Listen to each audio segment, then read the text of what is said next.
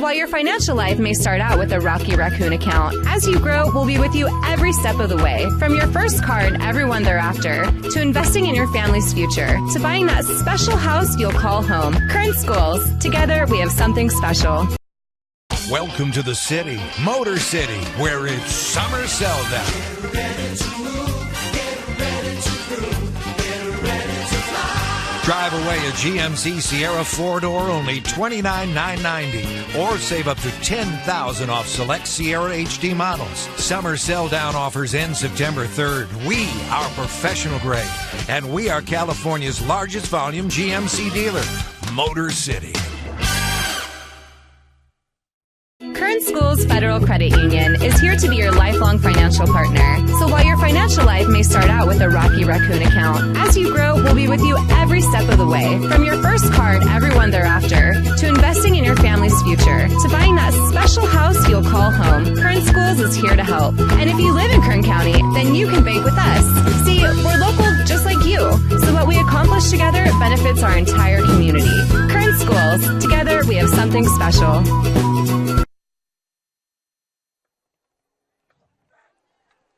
It's Friday night under the lights. That means only one thing, Friday Night Football right here on the Kern High Network. Good evening, everybody. Coming to you from South High School, home of the South High Rebels. And the Rebels taking on the Golden Valley Bulldogs tonight. South High 2-0 to start the season. Conversely, the Bulldogs 0-2, and a couple of rough starts for them. One a heartbreaker at East High, going down 10-9 and losing on a field goal with the waning seconds of the game 2 weeks ago. And then, of course, last week having a little bit of trouble and taking on North High 28-0 right out the gate. Not a great start for them, Kenny. I'm joined on the broadcast. Tom Myers here this evening. Kenny Calvin, he's going to be on with us as well. And Julian Wilson, our cameraman extraordinaire, running production as well. And Kenny, you know, a heartbreaker for the Bulldogs. Absolutely. We really want to see them compete tonight. What do you think? Well, I had a chance to spend some summer months with Coach Kane. He's good friends with my cousin, Daniel Calvin, who's on that East High staff. My cousin Daniel got married this summer, and it was interesting to hear the chatter about that game because Kane was on that staff last year and a huge part of their progress. So I'm extremely excited for him to get his own shot and have an opportunity to lead his own program, but more than anything, giving him an opportunity to try to bounce back after a slow start with some well-played football games as well, though. Yeah, and on the other end of that, of course, the South High Rebels 2-0 to start the season. And, of course, South High looking, you know, to form pretty well so far this season. You know, two quality wins on theirs. Let's see, they have, I believe, well, we're missing 2 weeks ago defeated Independence 7-6. No touchdowns in the second half in that game, but then come back against Delano 35-7 last week and really show the dominance of that offense. And I'm always impressed with South High. You know, they don't have the huge enrollment that some of the other schools have, but they always have a group that competes. I'll flash back 20 years ago to my challenges of playing guys like Troy Ochoa and coming in here and try to defeat a team that was undermanned, undersized. They always gave us the toughest contest. So to see their success year in and year out with these short rosters that they have is very impressive. So I expect high-level intensity football out of South High tonight, and I hope Golden Valley's ready for it. And, of course, Kenny, a star here in Kern County back in the 90s. You're being too kind. Well, you didn't play at BC for nothing in the 90s, so, I mean, you got to have something going on for you. Getting ready to kick off here for the Golden Valley Bulldogs, number 4, Everardo Rueda. And back deep for the Rebels. Unfortunately, the numbers are a little hard to see. They've got light gray on baby blue, and that is a spotter's worst nightmare. Absolutely. We're going to do the best we can to try to get as many names shouted out tonight, but it looks like most of that's going to be when they're in midfield. Absolutely. It's going to be an exciting night of football. Perfect weather. It's not too hot.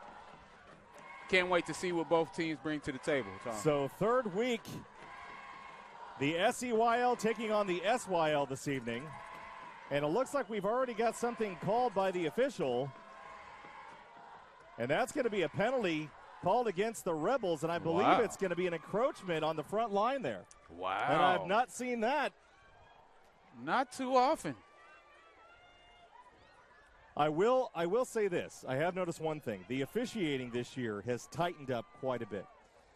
You'll see games running a lot faster this year. We had this discussion early in pregame where they're literally counting 40 seconds between plays, and they're trying to get these games done before 10 o'clock. So they're going to start speeding up the time clock, and that's really going to create a lot more hustle between plays. You're going to see a little less celebration, and if you see celebration, you might see some flags. Absolutely. And right now, the penalty actually may be, well, I'm not really sure. They're running chain crew over to the opposite side right now. And I don't know if that was an administration penalty or if it was an actual offsides. It's hard to say. And to echo the sentiment of the well-officiated games, I had Arvin Foothill last week. I want to say there was probably only 10 penalties all game. And what that tells players and coaches is that they're allowing you guys to compete. So here we go. And the kick's away. Fielded by the up-back. And he's at the 25-yard line and pushed out of bounds. And they're whistling it dead. Penalty marker thrown at the 43-yard line. Looks like we got a bit of offsides by the kicking team. So they'll get that 5 back. So we just got done talking about the fact that there were very little penalties last week in the game you watched. And I hope that's not a telltale sign of what this one's going to look like this evening. Well, I'll tell you what. That's the first time in a long time where you saw a penalty on the receiving team before the whistle and a penalty on the kicking team after the whistle. Exactly. So here we go. We're going to start it off again. 2 seconds ran off the clock on the return there. And so he's going to boot it away again. And that's a high one, deep. And that's going to be picked up at the 5-yard line and brought out from there over to the near side. And that was returned by number 3, King Ellis. And on the tackle for the Golden Valley Bulldogs, number 16, Ernesto Romero. So the Rebels are going to start off here at the 20-yard line.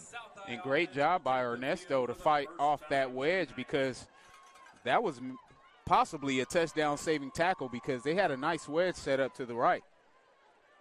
Let's see what this South High offense has to offer. So South High starting off, 1 running back in the backfield, 2 receivers to the high side, and a quick slant pass, and it's pounced off him. He picks it up anyway, midair, and completes for 13 yards on the play. Number 2, Darrell Brown. And it looks like we have another flag on the far sideline, the Golden Valley visiting sideline. We'll check with the white hat. And that may be a sideline warning, and it is a sideline warning. And you get one of those before they start throwing another flag and marching off yards on you.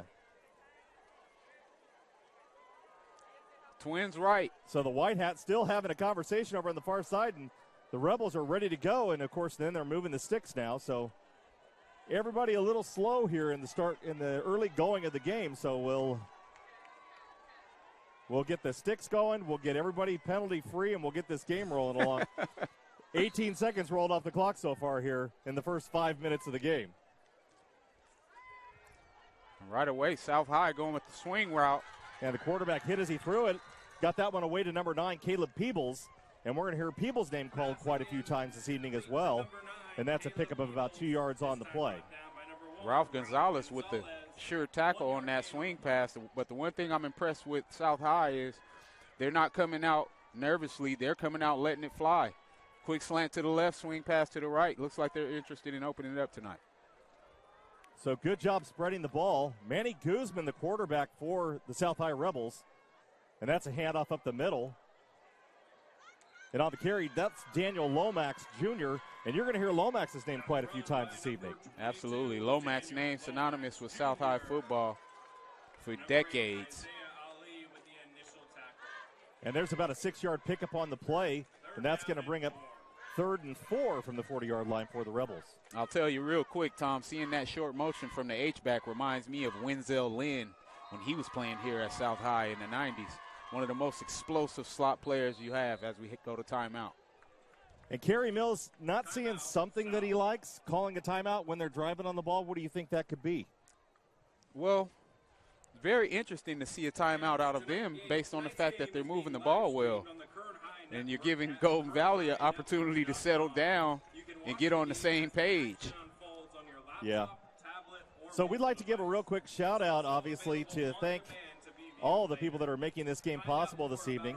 Of course, you know, the administration here at South High School, and that's Connie Grumling, the principal, John Getchin, the principal of instruction, assistant principal of instruction, Brian Smith, assistant principal, Taisha Alvarado, dean of students, Dante Boradori, athletics director, and of course Cecilia Polito, activities director.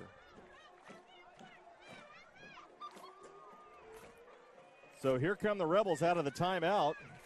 Kerry Mills having a conversation with them really quickly, hopefully discussing what he needs to see or what he didn't like with the offense. Very interesting because they were moving the ball very well. So 3rd and 4 from the 40-yard line. 10:31 here in the first quarter, and there's a quick jump there by the defense, and that's going to be an encroachment penalty, and that's going to result in a first down at the 45-yard line for the Rebels. Well, Mr. Myers, I think we just figured out what that timeout was for.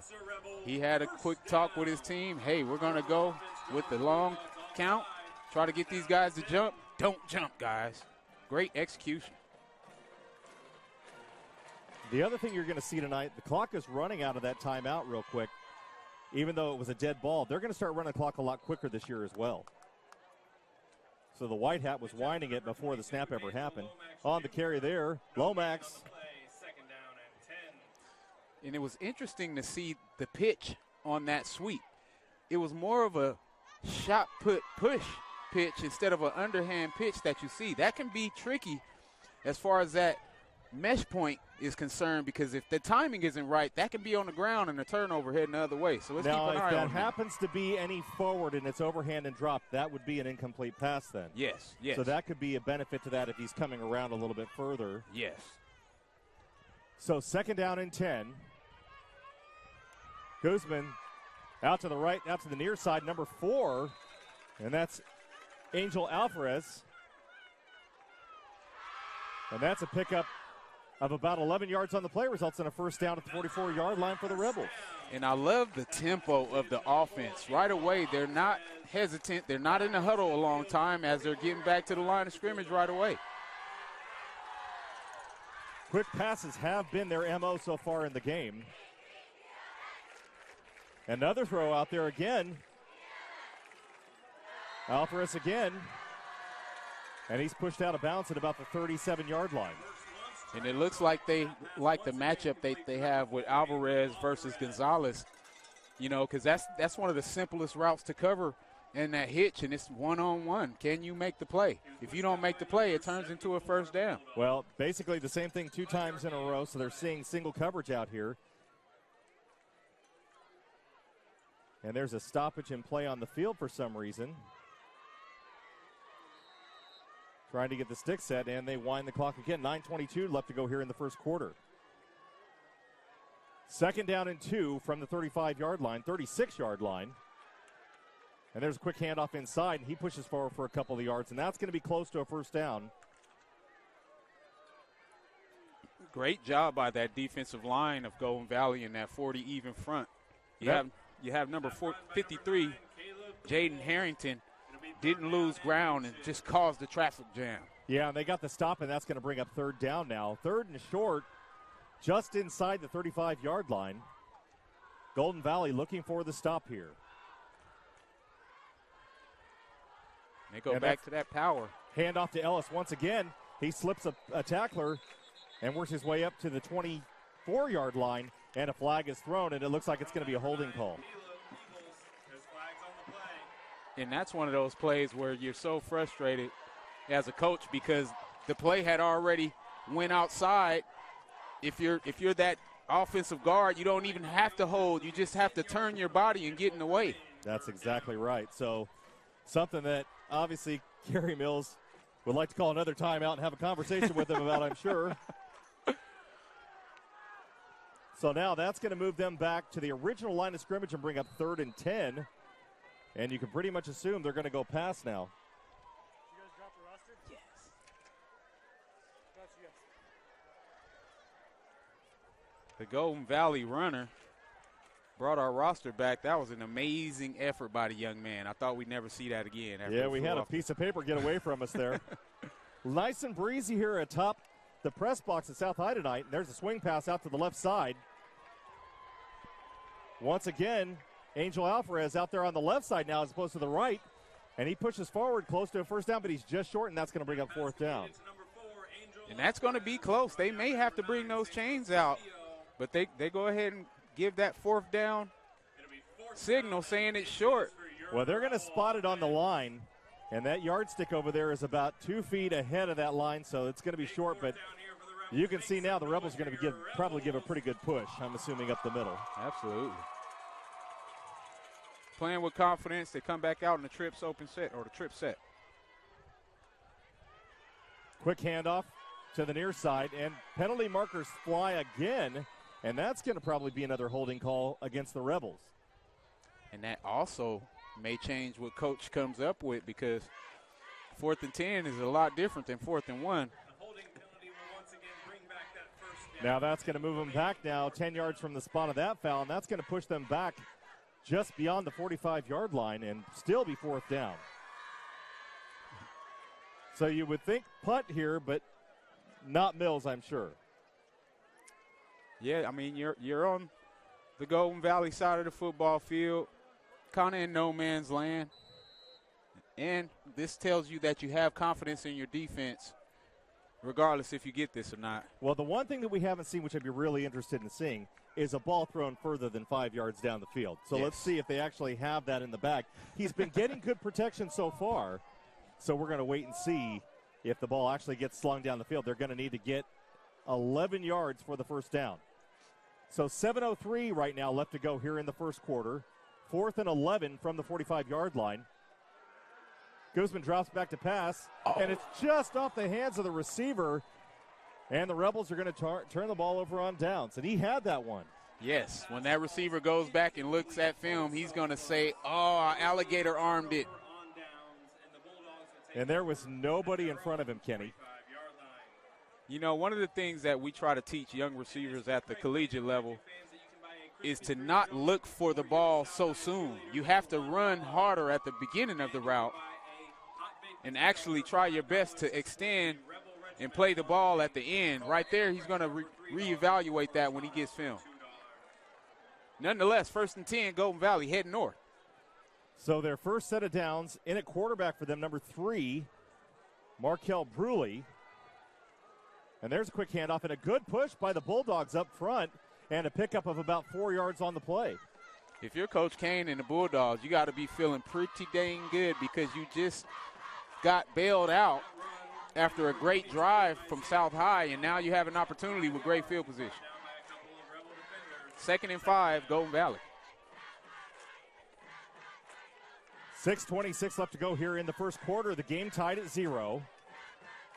Golden Valley on their second play of their possession here. And a handoff to number 22, Isiah Coronado. Coronado brought down really quickly. And, of course, on the tackle, Daniel Lomax, who plays both ways. And boy, he got to the backfield quickly. And as they say, Daniel Lomax, I see his dad down here, Mr. Lomax over here at the 35 with just as much energy. 3rd and 4 for Golden Valley. 3rd and 4 from the 49-yard line. I-back set. And a handoff to the fullback, and he pushes forward for about 3 yards.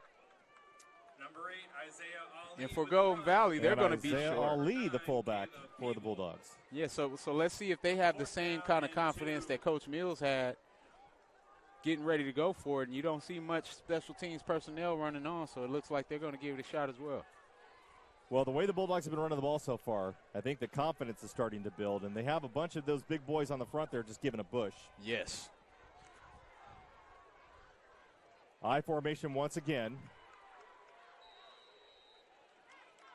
And it looks like they're going to call a timeout.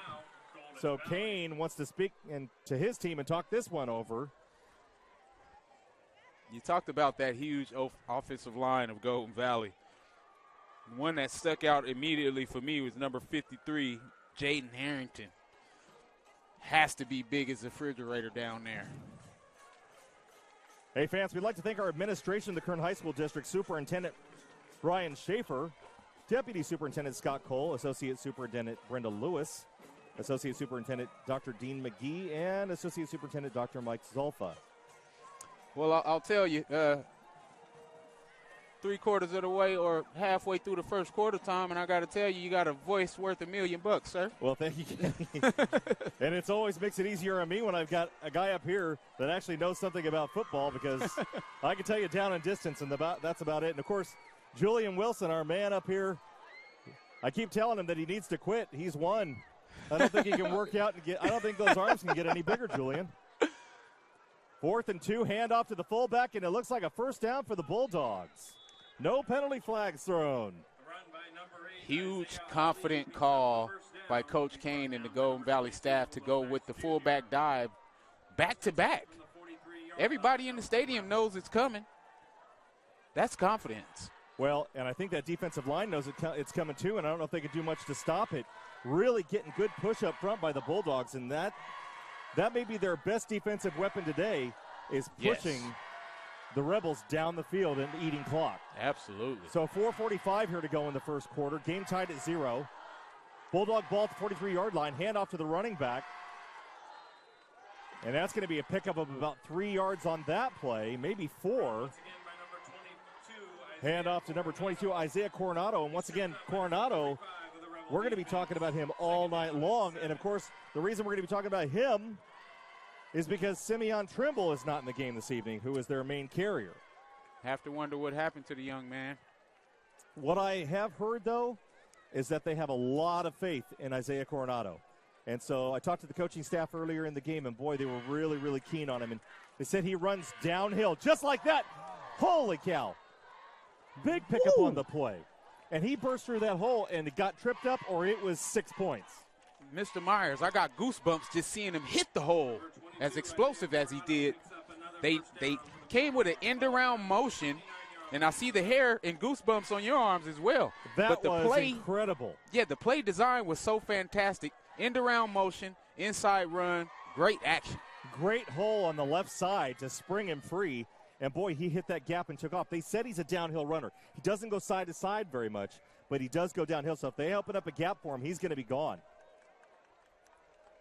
And a penalty marker comes flying in.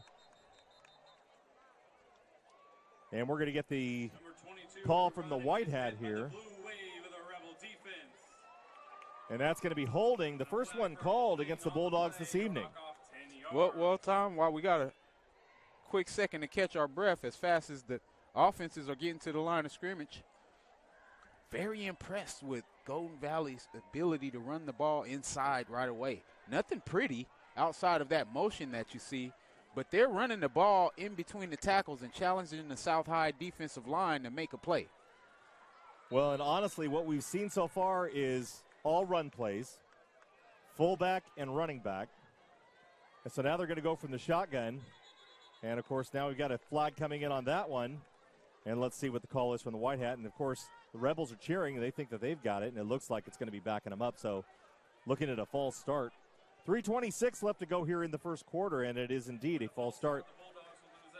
And now the Bulldogs are getting moved back, and, boy, I'll tell you what, the first down marker, they'd have to get all the way to the 19-yard line, and they've been backed up all the way to the 46. You know, and if you're watching, you wonder how a team starts the season 0-2. Penalties like that will do it. The conversation I had with Coach last week about this same team was an incident exactly like this happened last week. So they really need to get focused in on control, he said, and sticking to a game plan and following that game plan. So they're carry number 22, Isiah Coronado, and he's dragged down at about the 44-yard line. On the tackle, number 9, Caleb Peebles. What I like about what Caleb did, he almost had the penalty grabbing the back of the jersey. He was cognitively aware to not pull him down, just did it enough to slow him down so he can wrap him up. Great instincts by the young man. So 3rd and long at the 44-yard line. Jet sweep to the outside. And for Golden Valley, That was Donovan Valdovinos in motion. Donovan Valdovinos, and he is pushed out by number 10. And Valdovinos gains about 5 yards on that play. They're slowly creeping back towards it, but it's fourth down now. And about 23 yards to go. Yeah, and you're back in that no man's land that you talk about, being on the opponent's side of the field, but outside of field goal kicking range. So you wonder what Coach Kane's going to come up with. Fourth and about 20. Well, do you really want to give the Rebels the ball back in this position as opposed to pinning them down close to their end zone? Definitely wouldn't. Especially with as long as you have to go. And I think he's trying to draw them off sides to get a few more yards. And there, it's going to be a punt. And if it stops short, or it's going to bounce and it's going to roll right into the end zone about 3 yards too long. Yeah, and that's the catch 22 by number 22. Nice kick by Coronado. So 2:14 left to go here in the first quarter. The game tied at 0 still. And South High, tell you what, probably knocked a little bit back on their heels by that Bulldog offense. Well, if you come in looking at records and watching the news without knowing these teams, you think that Golden Valley's not that well coached. But I was very impressed with that drive. Even though they had to punt the ball away, they changed the field position. You know, it's a battle of field position in some of these games as well, so you got to be strategic. It's chess, not checkers. Well, and we know what the Bulldogs can do now. They can get the ball running, but can they control the penalties? That will be the key. So 1st and 10 for the Rebels from the 20-yard line. Guzman back to pass. Oh, and it's picked off! It's intercepted on the interception number 16, Ernesto Romero. Touchdown, Bulldogs. Wow, amazing read by the young man. They ran that swing route. He didn't panic. Thrown right to him. Quarterback never saw him. Touchdown, Golden Valley to the house. And that pass was thrown to Angel Alvarez, number 4 for the Rebels. How many times? And they creeped it, and he cheated it, and then it bit the Rebels right in the hind end. Absolutely, Mr. Myers. You hit the nail on the head because he threw that so comfortable like he was in practice. He looked to the left, jab stepped, went to the swing route as if it was just a relief route, not ever seeing the outside backer make that play. And the Bulldogs draw first blood on the scoreboard now. 6-0, 2:08 left to go here in the first quarter. And now on to kick. It looks like number 4, Everardo Rueda. And as a former DB, I love it. Pick 6 all day long. That's a fantastic play by the Bulldogs. Oh, and it's off the post and no good. That can come back to hunt a team that has trouble moving the football in the air. So we got a 6-0 game by Golden Valley. So once again, 2:08 left to go here in the first quarter. It's the Golden Valley Bulldogs 6, the South High Rebels 0. And a little unexpected. Definitely unexpected because we focus on offense so much as fans, as commentators sometimes, that we forget that all it takes is one play on defense to make a difference. And how about that play by number 16 for Golden Valley? Just stepping, it's one of the plays that you dream about the night before a game as a defensive player.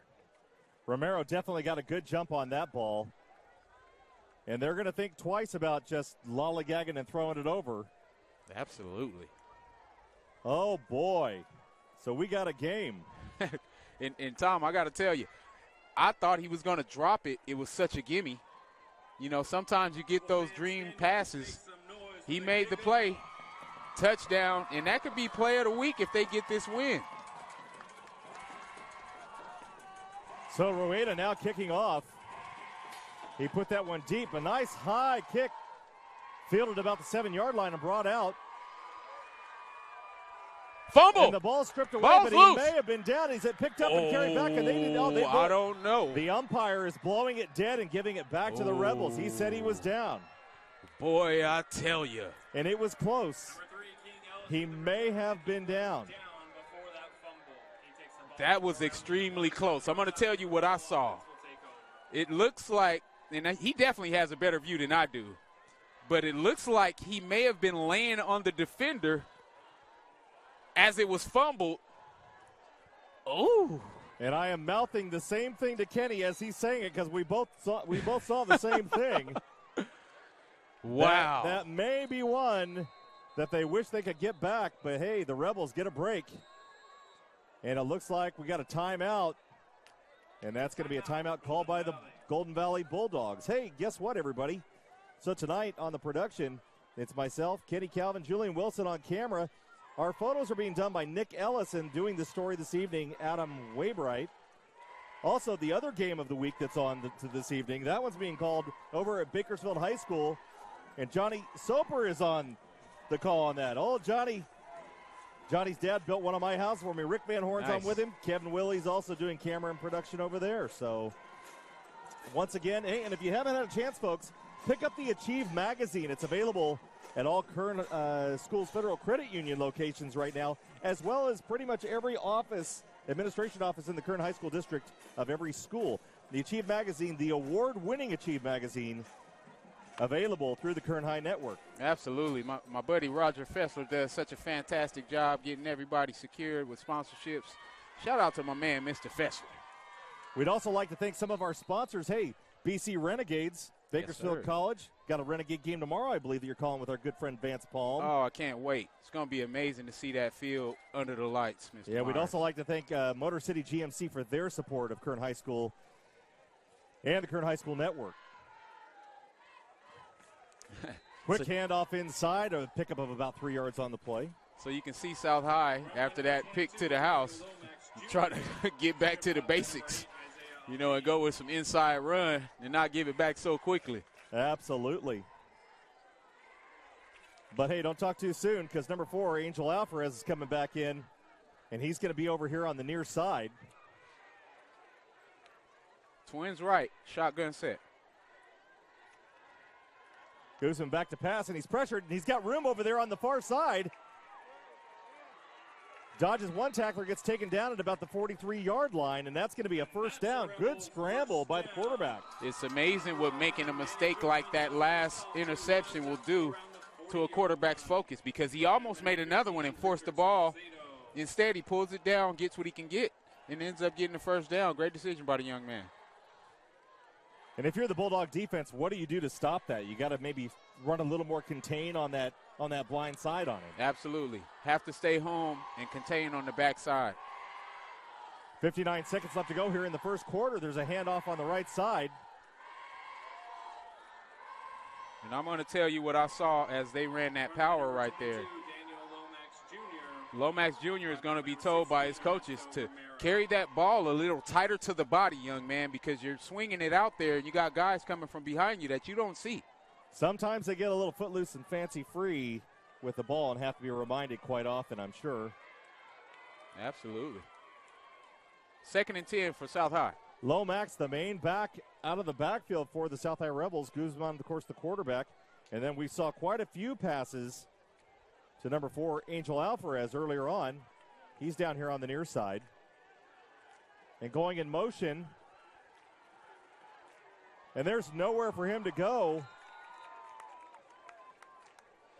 Trying to pick up the number there. That's number 3, King Ellis. And there's a big loss on that play. Great penetration there by the Bulldog defense. Yeah, I'll tell you why. Ernesto Romero, he did exactly what we talked about 2 plays ago. Staying at home and keeping containment. Turned that quick run, which could have netted yardage, into an 8-yard loss. Great job by the young man. 6 seconds left to go, and it looks like the clock has stopped because he did get out of bounds. This will be the final play of the first quarter.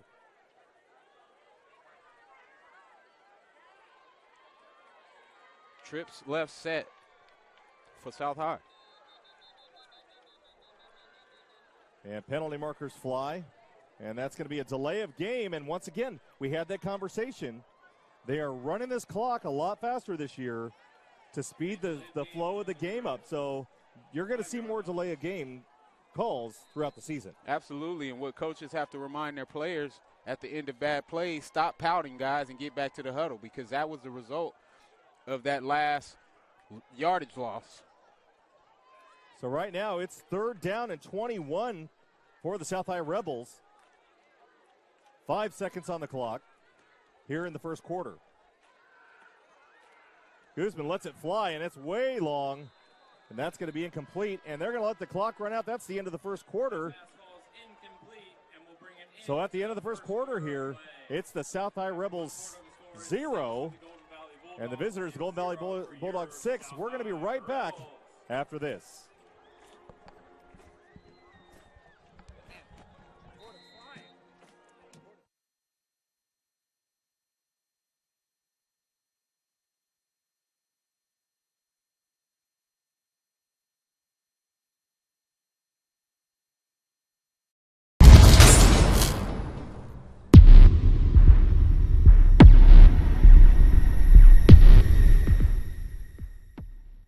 So while your financial life may start out with a Rocky Raccoon account, as you grow, we'll be with you every step of the way. From your first car and everyone thereafter, to investing in your family's future, to buying that special house you'll call home. Kern Schools. Together, we have something special. Welcome to the city, Motor City, where it's summer sell down. Get ready to move, get ready to groove, get ready to fly. Drive. And welcome back to the Kern High Network and our broadcast of the 2019 football season.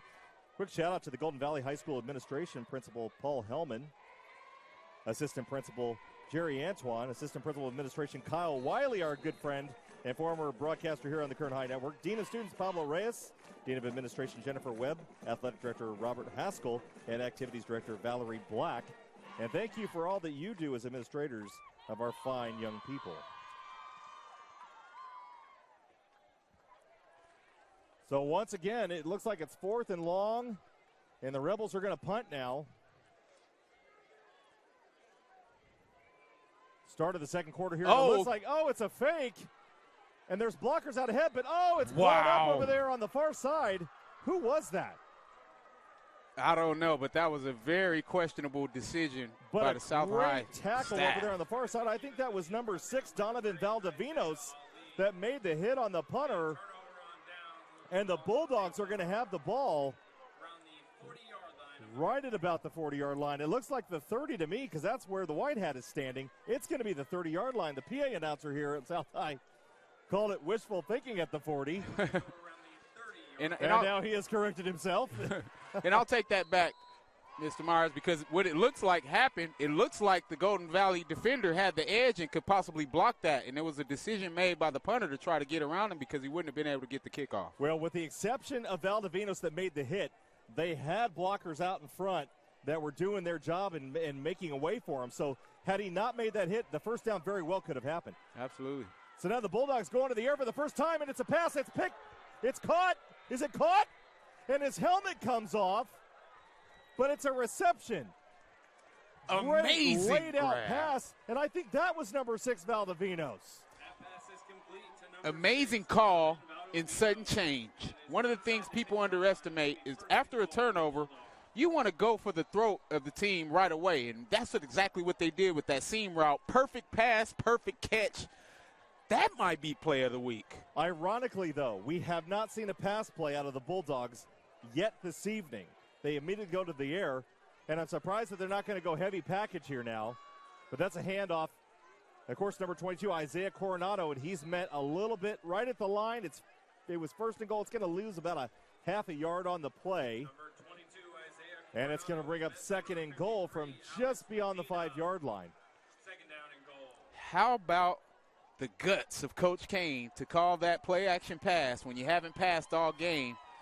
But offensive play calling is about keeping the defense off balance. Fantastic job, fantastic play call. Well, nobody, including the secondary, saw that one coming. And now look what we got here. Now they're going I formation. And it's another pass out to the side. He's got the fullback, or a tight end.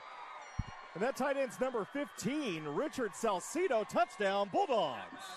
If you could see my mouth right now, ladies and gentlemen, it's wide open.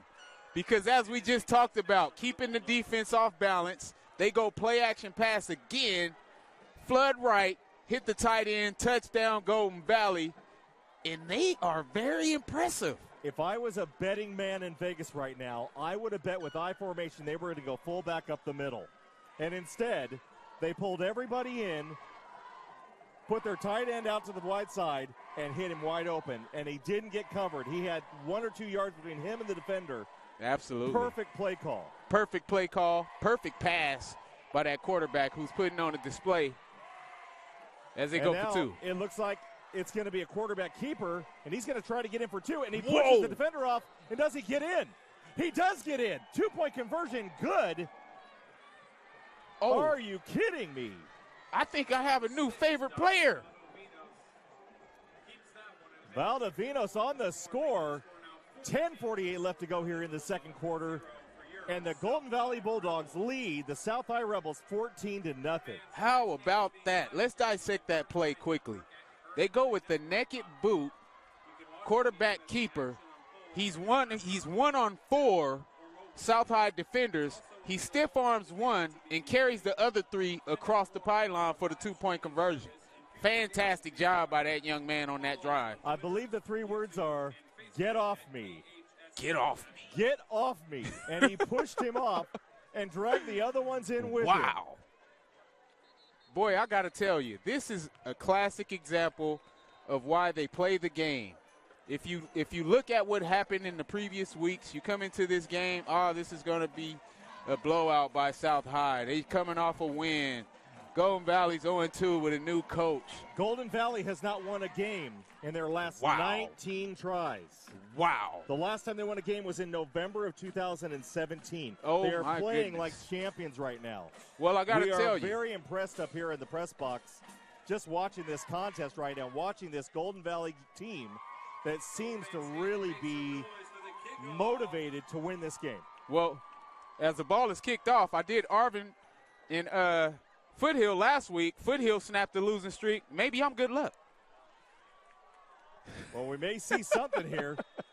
You guys heard it here first. Kenny Calvin is the good luck charm. Return brought down by number 10, Cameron Lopez. Hey, they put it in an article once when I was a Renegade that I was a good luck charm, so I'm sticking to that. So South High's going to have the ball at their own 27-yard line. 1st and 10. 10:41 to go here in the second quarter, and they're trailing 14-0. Well, I hope I don't get texts from all my South High buddies about giving the luck to the wrong guy on Your a home phone game. may be going off any second now. Shotgun set. Twins right. Wing T. Shotgun set. And a late entry by the defense. And then he almost makes the tackle. Number 62 was late getting into the game for Golden Valley, Jose Chavez, and just missed the tackle. Peebles on the carry for the Rebels. And it pushed forward for about 2 yards, and it's going to bring up 2nd down and 8 from the 29-yard line. Amazing effort by Chavez. Getting on the field last second and getting a hand on the guy to slow him down. He almost had him. 2nd and 8. And now it looks like there's going to be a timeout called by the Rebels. Their second of the half.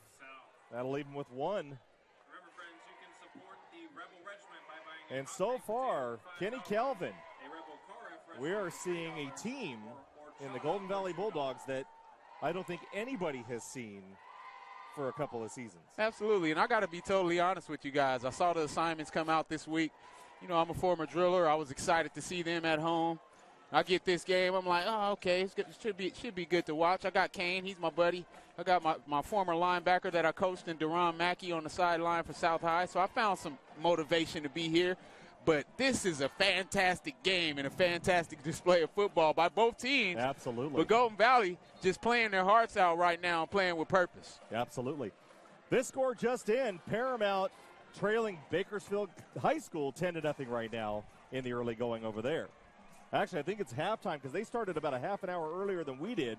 But a VHS squad that's only put up 10 points, what do you think of that? Well, it's going to take some time for Coach to find the pieces. I'm excited for Ricky Easterwood. I watched him work out all summer. His dad's a great friend as we got South High. Oh, and the fumble! Another fumble, Golden Valley. And guess who? Number 16 already has a touchdown. Ernesto Romero. And now he has the fumble recovery. This guy is player of the week already. And Daniel Lomax wants to get that ball back. And we had that conversation. Carrying that ball out a little bit too far and not holstering that thing the way you're supposed to is going to yield to that result. And right now, Golden Valley has every advantage in this game. They're on the 40-yard line, 9:59 to go here in the first half. Would you believe it? Well, hey, we got to be honest, guys. This is a rivalry. These schools are geographically a mile or two within each other.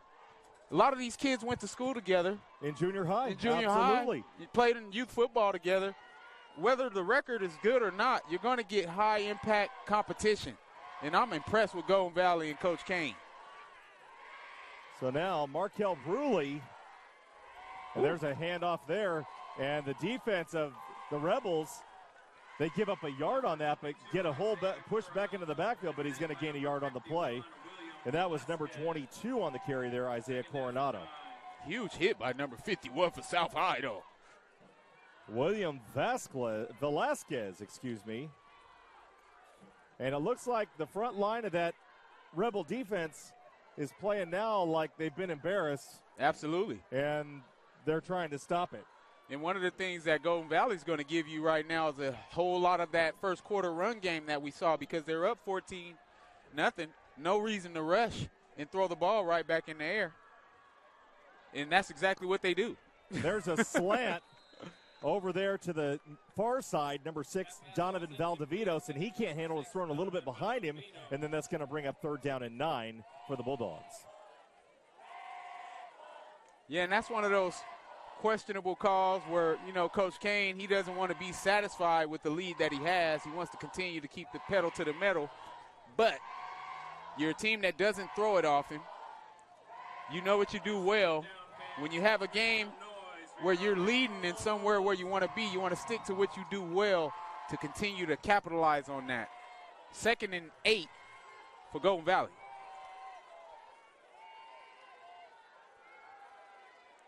They go with the corner route, and it's overthrown. That was intended for Valdivinos. Bruley threw that one just a little bit long, and, of course, good thing he did because the defender for the Rebels actually got a hand on it. Had it been thrown a little shorter, it might have been a pick. Absolutely. And if you go back to what I was talking about before the snap, you go with 2 straight passes after you just get a turnover. It's still 9 minutes left in the second quarter. You would like to run more clock because you're the underdog here. You don't want to give that ball right back to an explosive South High offense because one score puts them right back into this football game. Yeah, the last 2 plays, they've only run 12 seconds off the clock, and you really want to eat a whole lot more than that and not give the Rebels any reason or any time. And it looked like almost a false start, but they didn't call it. Oh! And there's a sack in the backfield, and the Rebels are going to get the ball back. And that's number 8 on the tackle there, Hassan Lopez. And the Rebels will take over at the 47-yard line. 8:59 here to go in the second quarter. Tough sequence of events for Golden Valley because I wish they could hear me right now.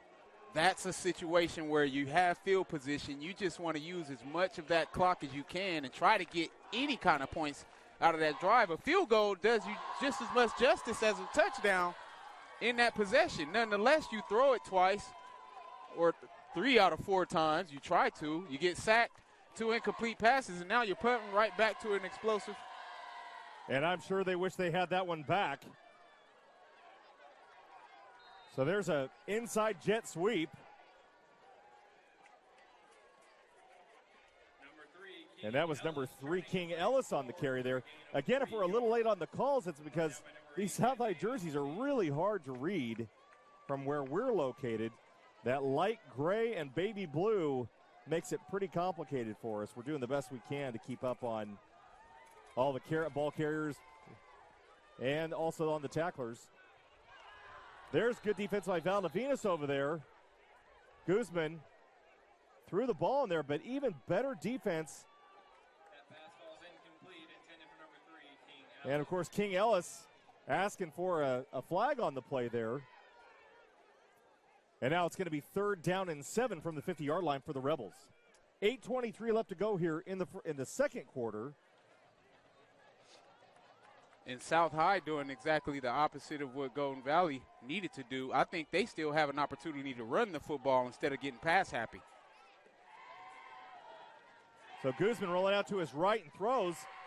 And it was caught, but then bobbled And, of course, who's over there but Valdivinos once again on the defense. That's 2 defensive stops he's done on this series.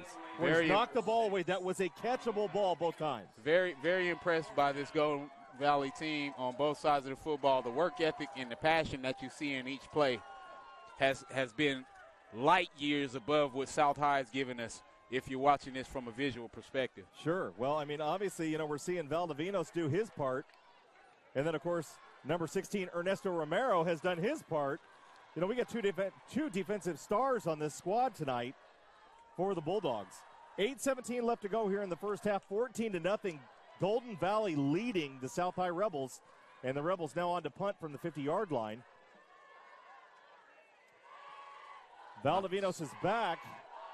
And he's going to field that. Oh, he's going to let it go. And then he's going to pick it up. Oh, no. Oh, it's South High. And is it fumbled or recovered? He recovered it, but he should have either spotted it earlier or let it go. Made a bad decision late. And now the Bulldogs lost about 20 yards on the play and have the ball inside the 5-yard line, 1st and 10. Well, Tom, I'll tell you. I tell my kids where all my gray hair comes from is from plays like that as a coach. Because you have a situation where you should clearly get away from the football if you can't catch it. Yet you go back and touch it on the 2-yard line and nearly give it back to the team that just punted it. 1st and 10, Golden Valley heading south. That was definitely a what were you thinking moment. One that I know Valdivinos, who has been just lights out so far, making good decisions tonight, made a not-so-great decision there. Well, I joked with my wife. I'm sure the senior wishes that he could have that one back. So now we're going to see what the Bulldogs are made of here in their 4th set of plays. And I'm hazarding a guess that they're going to go heavy package here. It looks like it. They go power right off the right side through the 26 hole. And that's a nice pickup there, and the clock is still running. And imagine if you did that 2 drives ago. Look, we're still 7:50 remaining to play in the second quarter. The quarter could be almost over if they had took that philosophy a couple drives ago. Nonetheless, 2nd and 5, Golden Valley in pretty good shape. Yeah, they're at the 7-yard line now. And have about 5, maybe 6 yards to go. And I'm hazarding a guess that this is going to be another run play. Quarterback under center, hand off to the fullback. Woo. And he gets a good push, but boy, he is drilled over there on the far side. Huge hit. Big tackle. You definitely like that the was approach. Number 8, Isiah Ali. And Lomax just drilled him. And you bet Lomax playing with a chip on his shoulder after those turnovers as well. Now, they haven't moved the sticks yet. Still waiting to see if they're going to. I think that they were trying to check to see if it was going to be a first down. Looks like it's not going to be. It's going to be 3rd down and short from right at about the 11-yard line.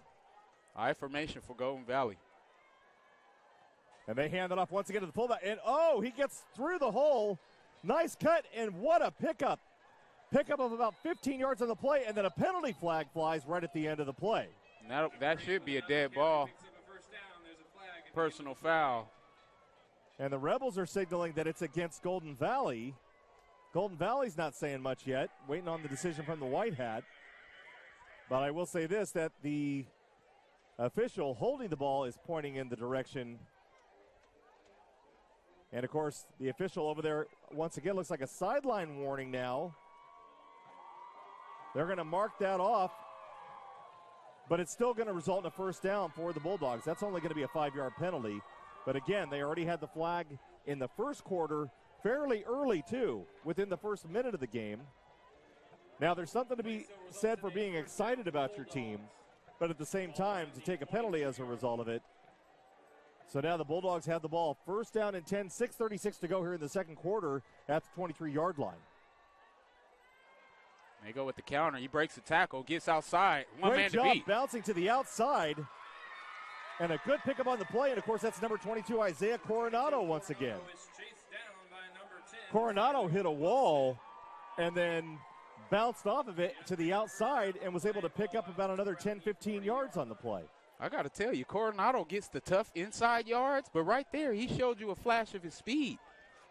Great job getting around the edge and earning that first down. And we saw that in the first quarter when he hit that hole and took off like a rocket to pick up about 25 yards on that play. Absolutely gave me and you goosebumps. I saw him. Indeed. So now first down once again for the Bulldogs at the 40-yard line, and running the offense and controlling the ball, just what the doctor had ordered. And that pass was a little short, and it skipped off the ground, and it's called incomplete. Valdovinos wants a second opinion, but the back judge isn't having it and calls it incomplete. 2nd and 10. And that was one of the smallest windows you will ever see a slant route thrown, because 1 yard off, and that was going to the house for the South High Rebels. Kind of a dangerous play there, absolutely. And when they've had so much success running the ball so far and eating clock, you'd like to see, if you're the Bulldogs, you'd like to see them try to eat as much of that up to get out of this quarter and get out of this half with a 14-0 lead going into the locker room. Absolutely. I think I shot Coach K. Oh, and they fumbled a snap. Fumble on the snap. Guzman picks it up, though. Not Guzman, excuse me. Bruley picks up the ball and moves it forward and gains a couple of yards on the play. So a busted play turns into something for him. And when things are going right, things are going right. And we got an official timeout as a Rebel is down on the field right now.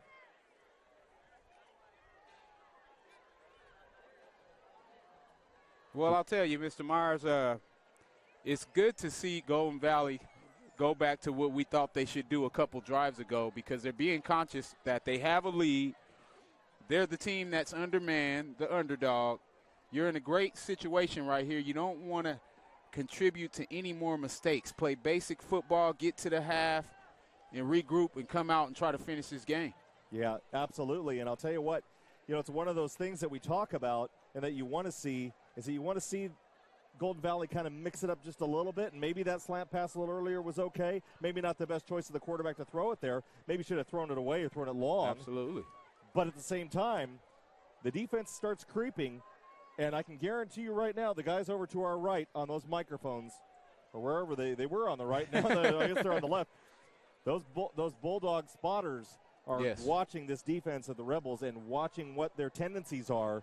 Yes. And adjusting that offense and running those plays accordingly. Absolutely. That's great insight, because it's a chess match. It's a true chess match. And I was going to say earlier, I joke with my wife because she hates seeing football played with inside run teams. But some of these inside run teams do such a great job with inside run that it makes their play action pass game that much more valuable when it's important. Absolutely. And so the player shaking up on the play for the Rebels, trying to get that number for you. Looks like either number 45 or number 43. Big third down here for the Rebel defense. As soon as I have that, we'll inform you of who that player was. Looks like number 45 for the Rebels. And I don't have that number on my roster. Oh, great job blocking that quick slant pass. And that's going to bring up 4th down now for the Bulldogs. And once again, trying to catch the Rebels a little bit off. Well, the Rebels seem to think that it's going to be punted now, and it looks like it's going to be. So, of course, going back to pass Isiah Coronado, their running back, if indeed he's the punter, which I think he is.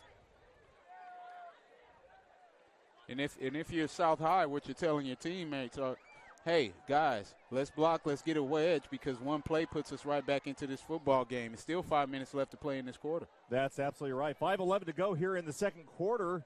Bulldogs on top, 14-0. And if they're not careful, they're going to get a delay of game called here. Still trying to figure out who's going where. And I'm waiting for the official to, and sure enough, it's going to be a delay of game.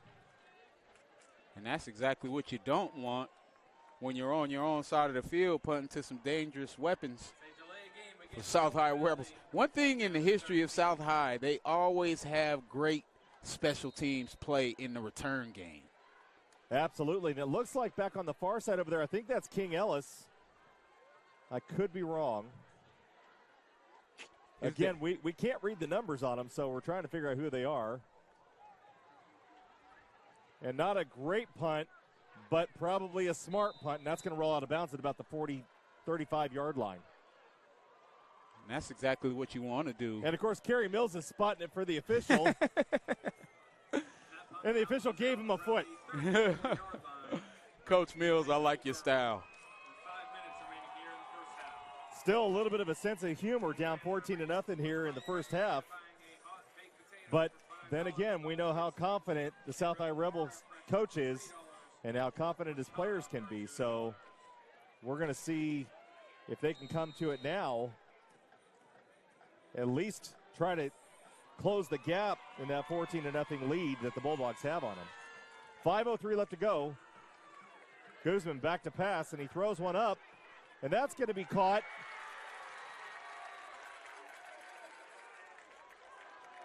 Nice back shoulder throw. Ralph Gonzalez out there was playing, well, it was Gonzalez. He was playing the receiver, number 4, Angel Alvarez.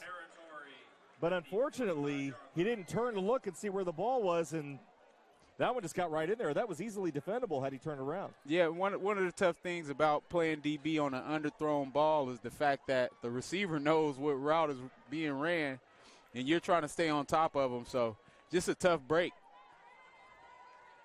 So an underthrown ball happens to find its mark, and now the South High Rebels are on the 45-yard line of the Bulldogs, and that one's up in the air.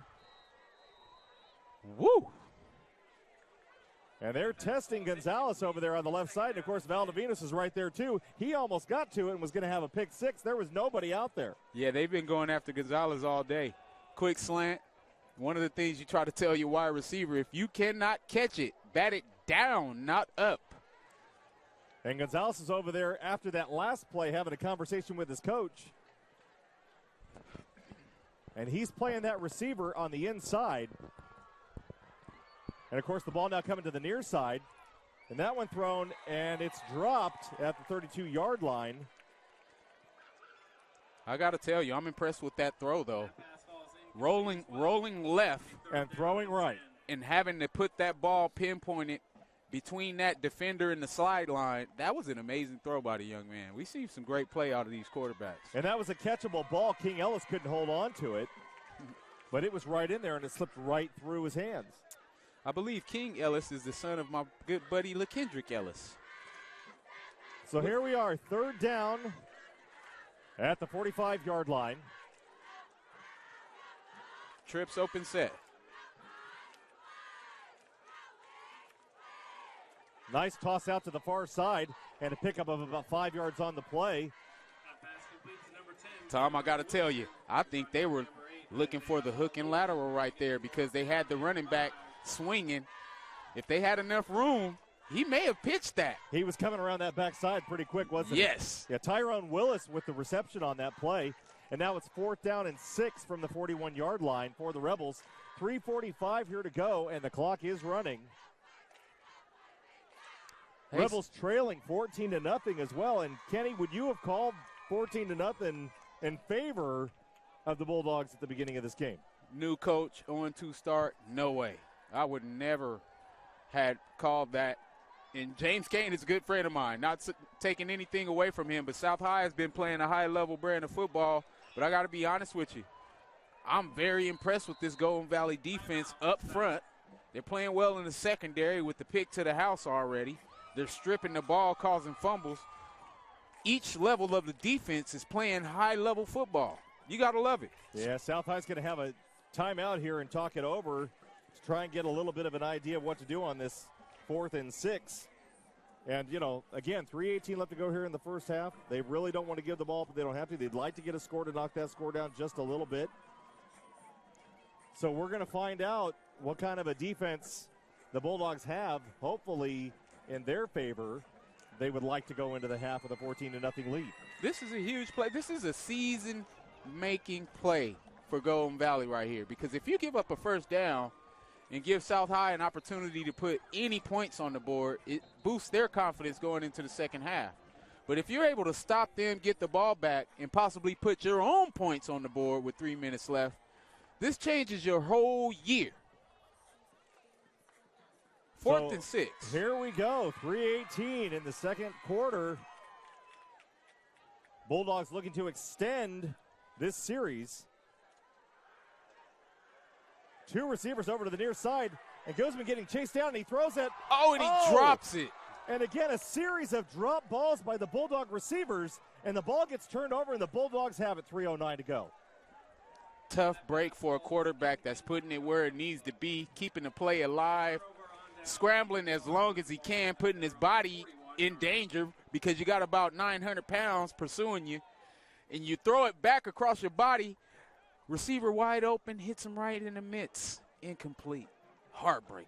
And you got to give it. I'll tell you what, Manny Guzman has been throwing a good ball tonight, Yes, he has. and his receivers have let him down. Absolutely.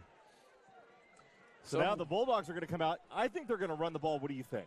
I would say this. If you're not going to run the ball right now, you go play action pass to a safe fade route over here with all this field, because the touchdown hitting right now breaks their back. Well, look who they got in the backfield right now. They're going heavy package, and they're going play action. And now it looks like Bruley going to gain up quite a few yards on that play. Oh, they mark him out of bounds all the way back at the 48-yard line, but he got all the way up to about the 42. Still a good pickup on the play. But you see my antennas, Tom? If you're not going to run it, you go play action to try to take the roof off, and that's exactly what they tried to do. You called that exact play right there. Absolutely, but the smart decision by the quarterback is to not force it. Get what you can get because you still have time. Don't force it. Ladies and gentlemen, I am hanging out with the oracle of football this evening, Mr. Kenny Calvin, who called the play. I salute you, Mr. Myers. There's a handoff on a jet sweep, but it fails as he tries to cut back inside, and he's going to pick up about a yard on the play. That's going to bring up 2nd down and 9 from about the 47-yard line. And going back to that play before, what it does, it makes the South High team know that you can't just sit here and play run. We're going to try to test you, just like you talked about those assistant coaches, seeing them creep up. We're going to give you that play action look. But now they're going to go back to running the football. And the job Kane is doing well of is he's drawing them inside the tackles, and then the quarterback is able to get outside and scramble. Absolutely. Very impressed with Coach Kane's So now offense. they're going the opposite set as the last time. And there's another handoff to number 22 once again. That's Isiah Coronado. But a flag is thrown back at the 44-yard line, so that's not good news. That's going to be a holding call, I'm sure, against the Bulldogs. And I see the frustration in the coaches' faces because the flag came out about 4 yards late after the tailback was already 4 yards past, and then you see that flag come out. Maybe he had a little trouble getting it out of his pocket. I'm wrong. It's a face mask call on the Rebels. Okay, that's why it was late. And add on another 5 to 10 yards to that play. I don't know where it ended. If it's intentional, it's 10. If it's not, it's 5. So I'm pretty sure that they called that as an intentional. And now the Bulldogs have the ball at the 32-yard line. 2:10 left to go here in the first half. And they're driving. Bulldogs leading once again 14-0. And Coronado gets to the outside. I don't know if he's going to be caught down there in the corner. He gets into the end zone. Touchdown, Bulldogs. But hold on. Oh, no. Wow. Back at the 28-yard line. A penalty marker down on the field. And that's going to be against the Bulldogs. An opportunity squandered. Oh, my goodness. And holding. Oh, no. And it has to break your heart because just like the earlier holding call that we saw on the inside, guys, if it's an outside run, all you have to do is turn. You don't have to grab. Just get in the way. Nonetheless. Wow. A great run by Isiah Coronado to get to the corner and get into the end zone, and it's all for nothing. Back at the 32-yard line.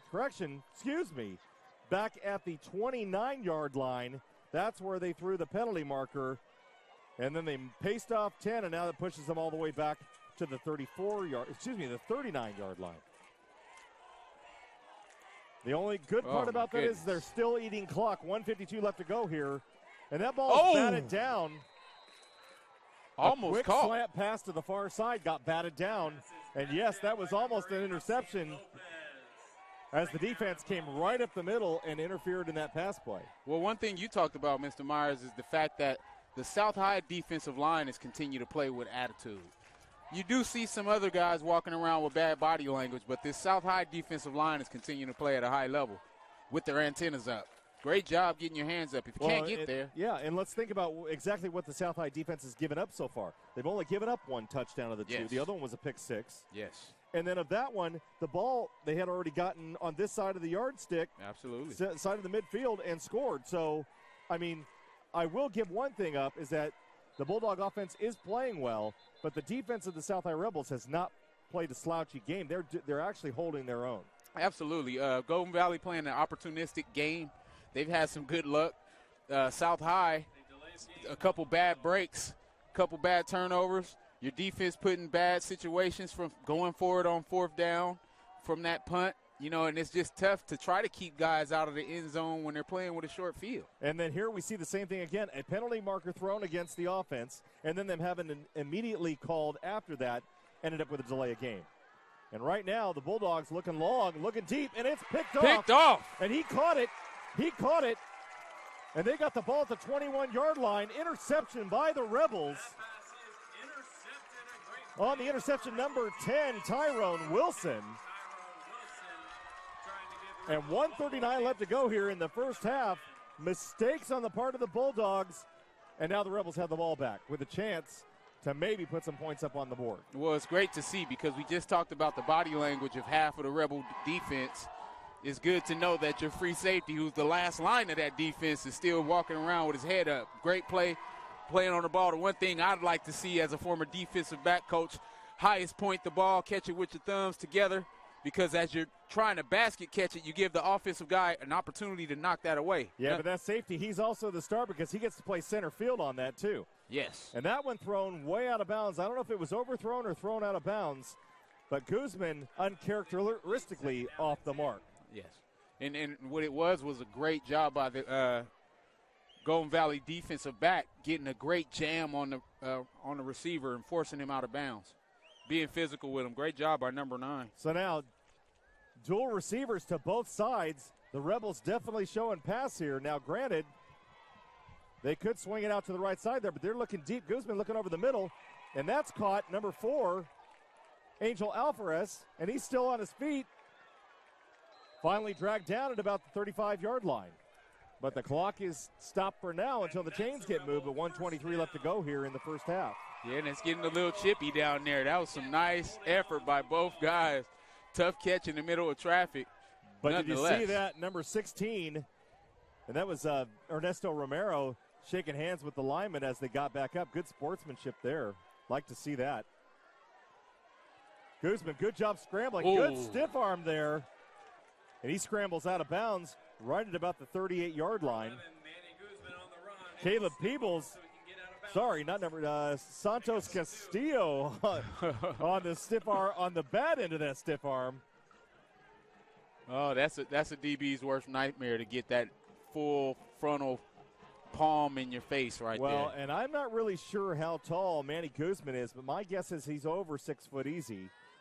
But that reach that he's got, he really stuck that forearm out. And now here we're starting to see it again. And on the pass completion there, Angel Alvarez. And that one's just shy of the first down, it looks like. Let's see where they're going to spot it. And they are shy by about inches. And it's going to be third down and short. 1:04 left to go. They're doing a good job of controlling the clock, keep throwing it and moving it out of bounds as they work their way down the field. And they are going to call it a first down. Shotgun double set. And that might have been a false start that didn't get called. The receiver down here on the near side. And another drop pass. Another drop. You know, it's definitely frustrating to see drop balls on a quarterback that's scrambling for his life, because that's what is happening for the South High guy.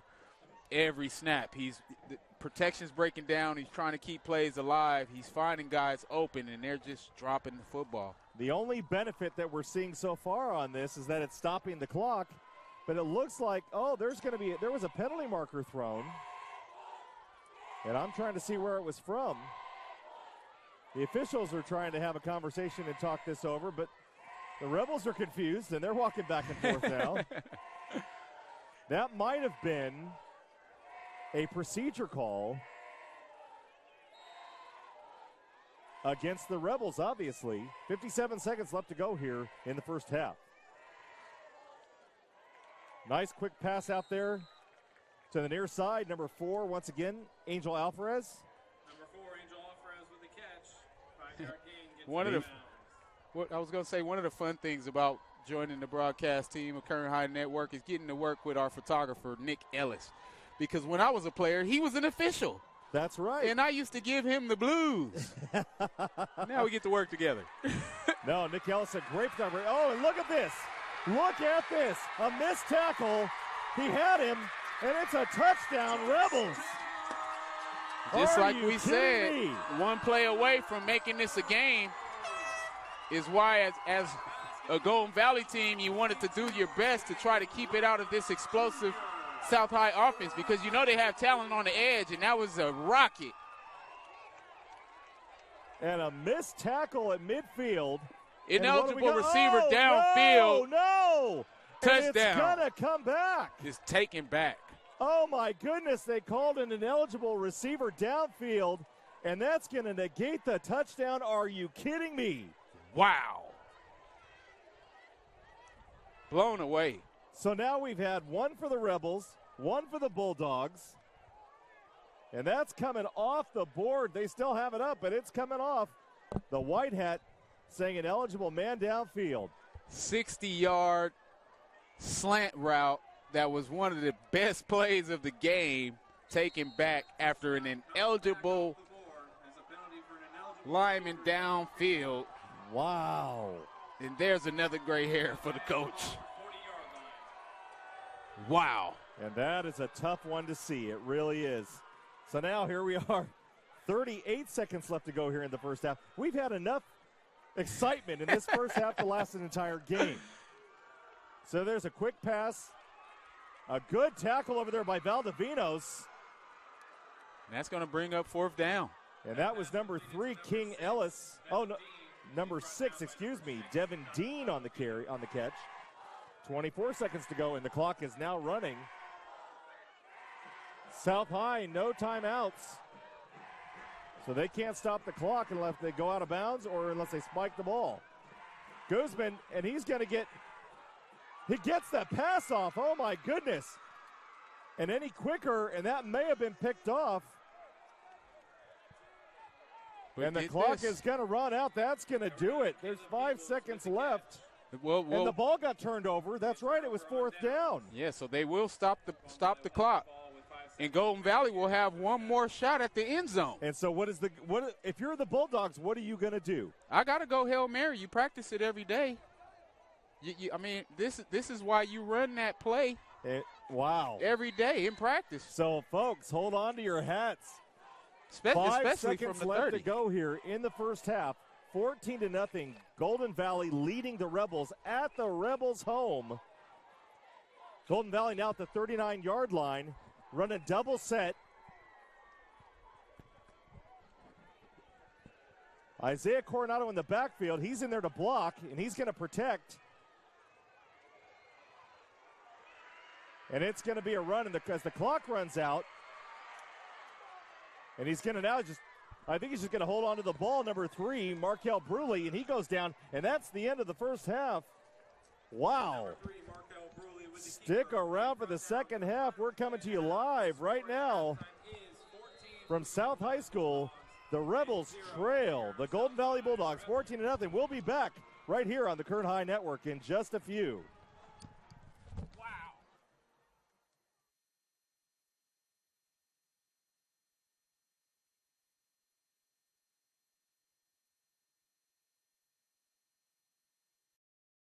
One thing about Kern Schools is you get to do your banking your way. I still like writing checks and visiting my branch. For me, it's all about the mobile, and I still do everything online or through the ATM. So no matter how you do your banking, Kern Schools is always there. Kern Schools. Together, we have something special.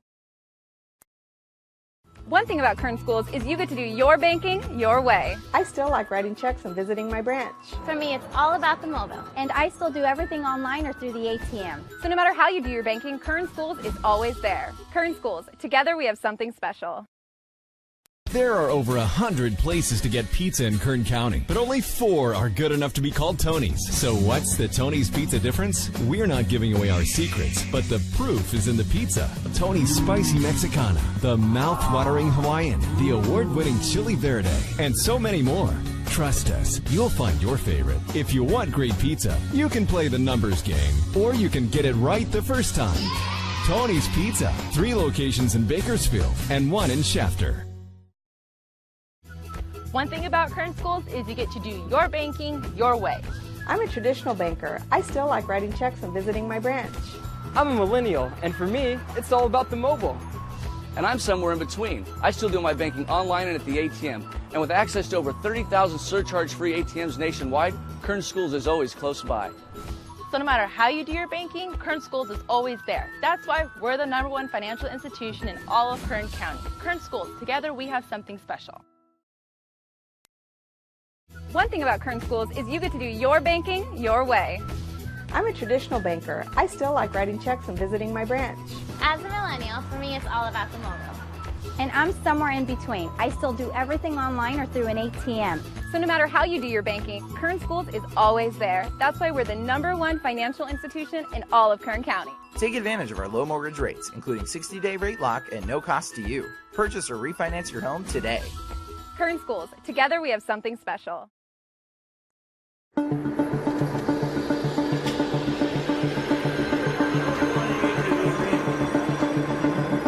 It's wicked cool. It's our new aviation class. It gives kids a chance to break into the industry. There's a lot of careers in aviation. This class is a lot more than just flying planes.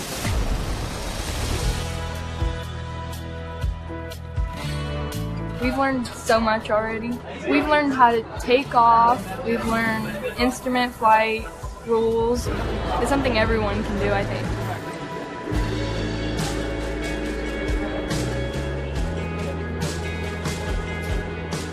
Good. And you see, remember that horizon?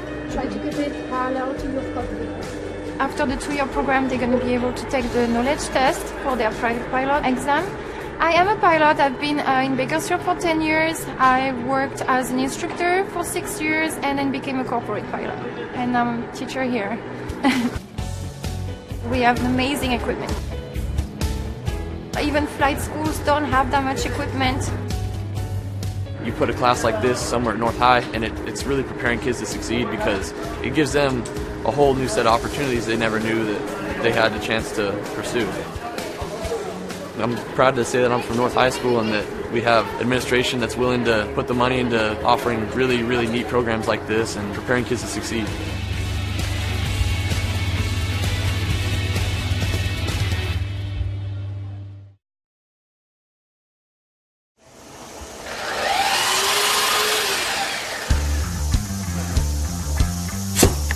A lot of more hands-on activities, a lot more about woodworking and what to do, how to make a career for myself.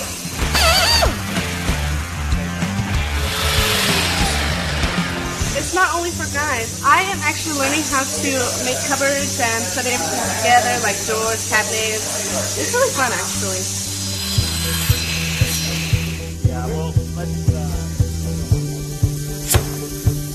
it's really amazing to see their growth over the course of a year and how they can come in with no real skill at all and leave being able to actually produce furniture and cabinetry. Houses need cabinets, businesses having a pool of resources or kids that have some knowledge in the industry would be real good. Pull down on that. Let's slide these up. Watch fingers. It's changed a lot. What I'm seeing here is what it's going towards. The CNC equipment, computers. I could actually build cabinets out of this shop. It's state of the art. It really is.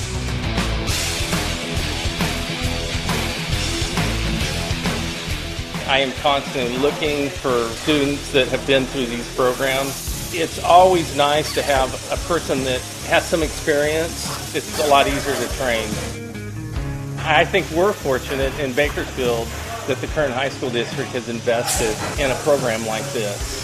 I would encourage other businesses to partner up with the Kern High School District like I've done here, because this really shows you what can be done if business comes together with the Kern High School District.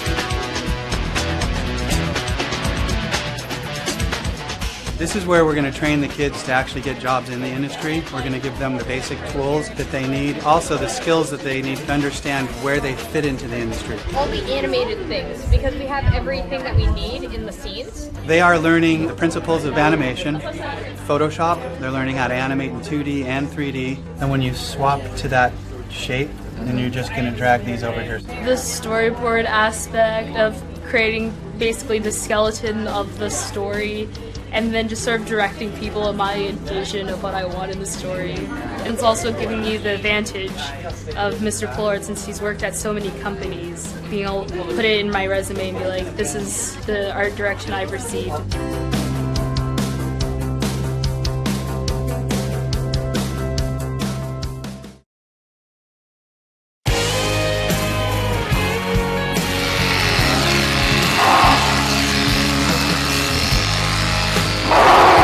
I was shearing my lamb for fair.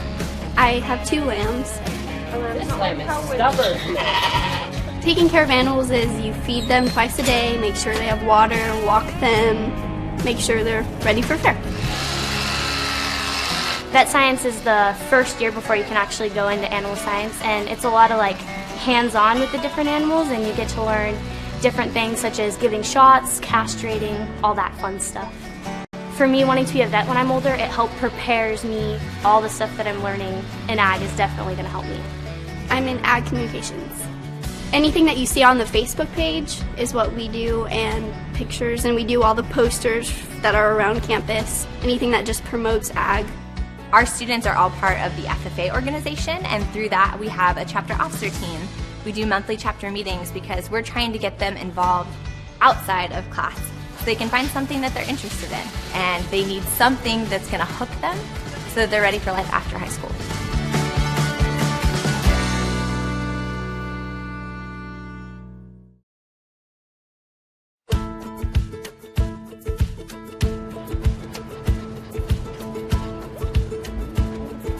In animal care, the students learn a variety of things, whether it's tools or terms. In the veterinary field, they learn about the skeletal systems, the animal nutrition, the housing, how to properly care for them. They also have the opportunity in the spring to actually go work at a veterinary hospital or at an animal shelter or a grooming salon.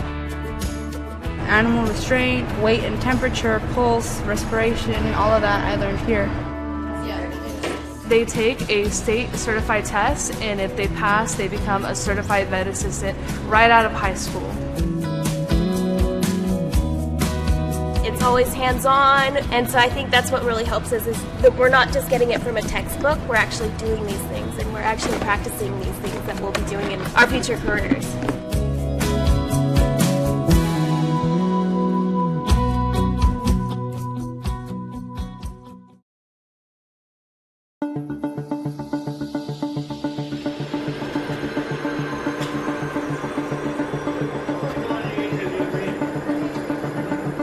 It's wicked cool. It's our new aviation class. It gives kids a chance to break into the industry.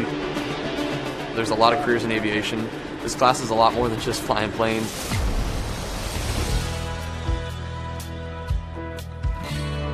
We've learned so much already. We've learned how to take off. We've learned instrument flight rules. It's something everyone can do, I think.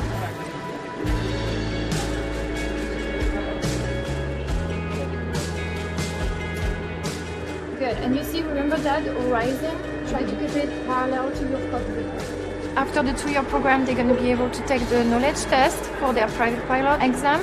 I am a pilot. I've been in Bakersfield for 10 years. I worked as an instructor for 6 years and then became a corporate pilot. And I'm a teacher here. We have amazing equipment. Even flight schools don't have that much equipment. You put a class like this somewhere at North High, and it's really preparing kids to succeed because it gives them a whole new set of opportunities they never knew that they had the chance to pursue. I'm proud to say that I'm from North High School and that we have administration that's willing to put the money into offering really, really neat programs like this and preparing kids to succeed.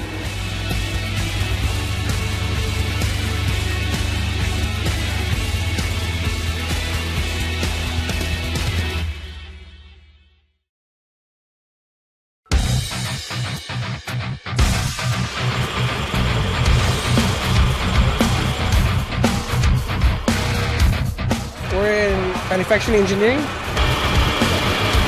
We design parts, 3D parts, 2D parts, we create assemblies. It's helping me get training in all of this stuff, like the computer programs that we have here, the machines that we have here.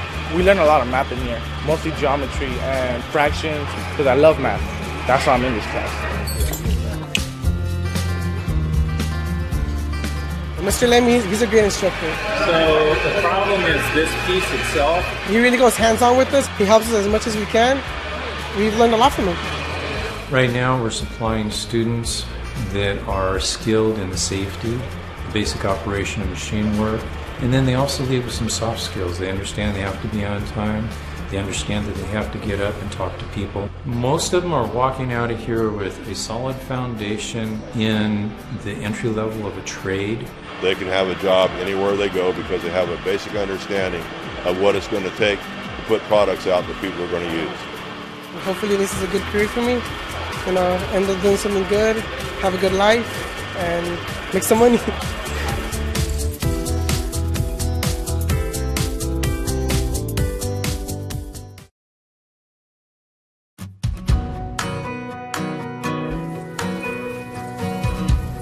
Well, we're learning a lot, and especially with just the basic knowledge of what you would need for an entry-level job. All the basic skills to be a medical assistant in a doctor's office or a clinic. You're leaning on it, and that'll make a difference. And then they also do on-the-job training, and they work in doctor's offices or clinics throughout Kern County. The kids are job ready, and many of them are employed before the end of the school year. They're promised a job, as well as they continue their education. We have many registered nurses out there and even physicians. I'm thinking I want to be an anesthesiologist. So a lot of school, but it'll be worth it in the end.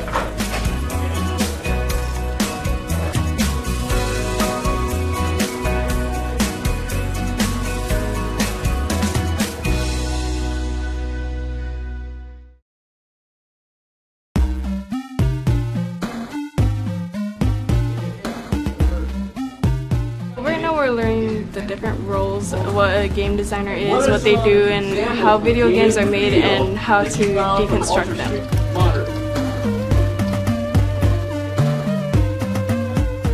We're also going to be teaching the hard skills, which includes learning the Unreal Engine. And what the Unreal Engine is it's a game development tool that students will be able to use to make their very own video games. And this is something that actually industry professionals use every day to make some of the top-selling games. They're all the same size. You're all on the same plane. There's no undulating terrain or anything like that.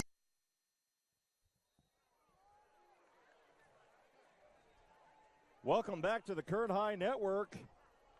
Coming to you from South High School. And boy, what a first half of this one. Kenny Calvin joining me on the broadcast. Julian Wilson, our cameraman. And Kenny, your thoughts of the first half? I mean, where do we start? It was a game-filled first half. Well, I got to tell you, Mr. Myers, I walked in with my head down. I wanted to be crosstown for the Driller opener. And I'm like, I hope this is a good game. And just what? It is. It's a phenomenal game. Both sides of the football playing well. South High playing well, even though they don't have any points on the board. Just penalties have kept them from executing. They just had a 60-yard slant that was called back for an ineligible receiver downfield. Lyman scatting downfield, which has coaches pulling their hair out. But turnovers by South High.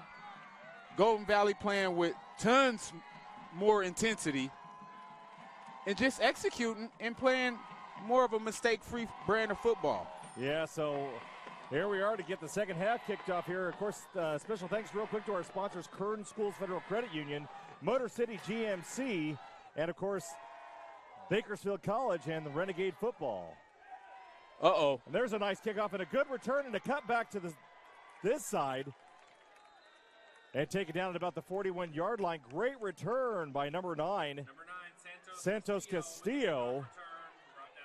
And boy, what a way to start the second half of that Bulldog offense. And if you're the Bulldogs, great way to finish the first half by making sure you kept South High out of the end zone because you got the ball back, and now you can go back to that ball control style of offense and keep that explosive South High offense off the field. Absolutely. And so first down for the Bulldogs at the 36-yard line, and hopefully what we may see is some of the same that we saw in the first half, that ground and pound offense, where that big offensive line really pushing the Rebels off the ball. Yes, their offensive line doing a fantastic job as they go with the quarterback keeper. And as I say that, look at 62 and 53 high-fiving each other as they push that defensive lineman 10 yards, 12 yards past the line of scrimmage. And that was a Wildcat. That's number 6, Donovan Valdivinos, running the ball. Markel Bruley wasn't even on the play on that one. So once again, mixing it up and showing some different stuff. The Bulldogs really doing a good job of keeping the Rebels on their heels. Absolutely. Very impressed with Coach Kane and his staff. Doing a great job mixing it up. So Valdivinos once again behind center from the shotgun, and he runs once again on the left side, pushes forward for about another 3 yards, and it's going to be third down and about 4 or 5 to go. Yeah, and it looks like they're going with the 3 yards in the cloud of dust theory. You know, if you're planning on going forward every fourth down, which they have for the most part, unless it's more than 7 yards, you know, it gives you a realistic opportunity to keep moving the chains and keep that offense off the field for the Rebels. So Markel Bruley coming in from the sideline with the play. The Bulldog quarterback has yet to touch the ball here in the second half. And, of course, they keep splitting him out there to the wide side. A little confusion in the backfield between Valdivinos and number 22, Isiah Coronado. Coronado, the lead blocker. Valdivinos on the carry, and he's forced out of bounds right at about the 46, 47-yard line, and that may be enough for a first down. Waiting on the signal from the line judge on this side to see where they spot him. It looks like a first from where I'm looking at. Yeah, and it looks like he's telling them it's a first down. They're moving those chains, and it goes back to what we just talked about a couple snaps ago. Nothing cute. This is old school football from the days of Frank Gifford, one of the greatest drillers and renegades and Trojans of all time. Snap it to me and get out of the way, guys. First and 10, Golden Valley. So now Valdivinos goes split out to the side. Guzman under center. Not Guzman, excuse me. Bruley under center. Now looks like they're going heavy package on the left side. And nothing doing over there, and it's going to be a loss of about a yard on the play as Isiah Coronado was the ball carrier. And I talked about one of my old players down there coaching his linebackers and his defense, Deron Mackey. One thing that you'll see out of these linebackers for South High, they're going to do a great job keeping containment. Where Golden Valley has been successful is running in between that containment and attacking that 26 and 27 hole on both sides. So far we haven't seen a lot of success or even really them trying to get outside today, except these last group of plays. To start the second half, they seem to be doing that. So now second down and 11. And that's number 4. Late flag as number well. 4. Yeah, number 4, the kicker, Everardo Rueda. And Rueda, he's taken down for a loss in the backfield, but there's a penalty marker thrown at the 46-yard line. We'll wait to hear what the call is there. And it'll be interesting to see what this call is because that flag came in so late. And also if it's a holding call with it about to be third down. And that's going to be a block in the back against the Bulldogs. And once again, the penalties that they've been accruing in this game not really helping them. Absolutely. They both have had penalties.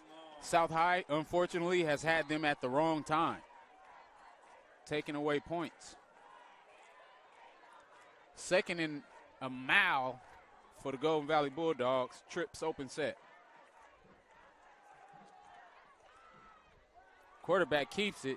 Bruley, he's wrapped up after about a 6-yard gain, taking it out to the 39-yard line where it'll be third and long. 8:43 left to go here in the third quarter. And that is going to bring up third down and about 19 to go. That could be a little wrong, maybe 18 to go. So the Bulldogs, a little bit of success early here in the first part of the quarter. And now starting to tail away a little, getting a little penalties. Kind of, it's kind of the same cycle that we've seen. Absolutely. Where they've had some of those issues going with their offense today. Yes, you took the words right out of my mouth. It's kind of consistent with how they started the first quarter, going backwards. They also have the ability, though, to break it open for the big play, and that's kind of what they're looking for here. So Bruley back to pass, and, of course, that's incomplete. Everyone going for it thinking that it's a backwards pass when indeed it's not. That's an incomplete pass intended for Isiah Coronado, and now it's going to bring up fourth down. And it looks like the punt team's coming on for the Bulldogs. And that's a good decision. You still have the lead. Not able to run as much clock when you get penalties because penalties stop the clock. But if you're Golden Valley as well, you have to be nervous giving this football back to South High because without that ineligible receiver downfield, it'd be 14-7 right now. So they have the capability of getting the ball downfield. Yeah, and standing at the 30-yard line, you got to be nervous about those two guys. Number 3, King Ellis, and number 10, Tyrone Wilson. Both of them have big playability, so we're going to wait and see whether or not number 22, Isiah Coronado, punts at them or away. And he kind of puts it over there a little short, and that's actually going to be covered well by the Bulldogs. And a great roll, and he touches it by mistake. And he could have got maybe 5 more yards out of it. That was number 3, Markel Bruley on the coverage. Oh, and that's just bonehead play. Well, no, not number 3. It was number 9, Santos Castillo making the mistake there. And, of course, I know he's just shaking his head. And he can't believe that he had the ball rolling in his favor with nobody around, and then he just got a little too close to it. Oh, yeah. There's 5 yards that you don't get. Maybe 10. Maybe 10. The ball was rolling well. Absolutely. So real quick, we got Foothill at West Volleyball next week. That's going to be a good one. Ridgeview at BHS football next week. And View Park at Frontier. And I will be at Frontier next week on the mic for the public address system. Once again, I am the public address announcer at Frontier High School, and I'll be there. And, of course, maybe, I'll be lucky enough to have you and Vance maybe up on top of the press box to enjoy some of that game. I may come up and have a few words with you guys during the course of that game in between a few breaks here and there, maybe to vote for the player of the game. And that reminds me, coming up at the conclusion of tonight's game, we will vote for the Tony's Pizza player of the game. Me, you, and our good friend Julian Wilson here working the camera for us this evening. Absolutely. And I want to say I got my guy. I got a couple of them right now. I haven't picked one yet. I think it depends on who wins. I'm still trying to figure out whether or not I'm going to go one way or the other. There's a handoff inside, and that doesn't get much, maybe a yard, maybe a half a yard, and it's going to bring up third down and long. Actually, I refrained. The guy over on the sideline was moving the stick one way, then moved it back to the original spot. So it's going to be third down and 9 to go, and the ball spotted right just outside of the 15-yard, inside the 15-yard line. Yeah, and this is a huge conversion for South because you don't want to turn the ball over trying to force anything down here either. But a big 3-and-out stop is what would happen if it was on the side of the and he he's caught out of bounds. Oh. He's out of bounds, and that's a good call by the official who spotted him out. And good coverage over there by the defense who actually knocked him out of bounds. Had they left him alone, he may have been able to get a foot down. And that's going to bring up fourth down for the Rebels, and that's going to lead to a 4-and-out, which is a big success for that Bulldog defense. Huge success for a Bulldog defense that actually was inches away from giving up a great fade route catch for a first down because that was about less than 6 inches from the sideline. But nonetheless, how about that Golden Valley defense playing inspired, as we talked about all day? Absolutely. The coverage over there was phenomenal, and that's really what it was all about. Had they not taken the line that they had taken and been aggressive in pushing them out of bounds, that would have been a caught ball. Absolutely. So here we go. Valdivinos now back at the 50-yard line, and he's waiting for a punt. 6:31 to go here in the third quarter. Bulldogs lead 14-0 here at South High School. And Valdovinos is going to pick that one up and run with it, and he's got sprung over there on the side. And he's going to take it just inside the 40-yard line down to the 37-yard line. And the Bulldogs are going to have a good spot to start from. Now what we have to focus on is are they going to be able to control their penalties? Yes. And are they going to be able to stay focused enough to keep the ball going one direction as opposed to the other? Absolutely, taking advantage of that good field position.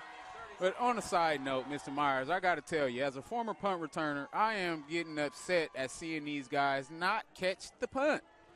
You know, we put you back there for a reason. When you allow the ball to hit the ground, you're giving field position back to the team.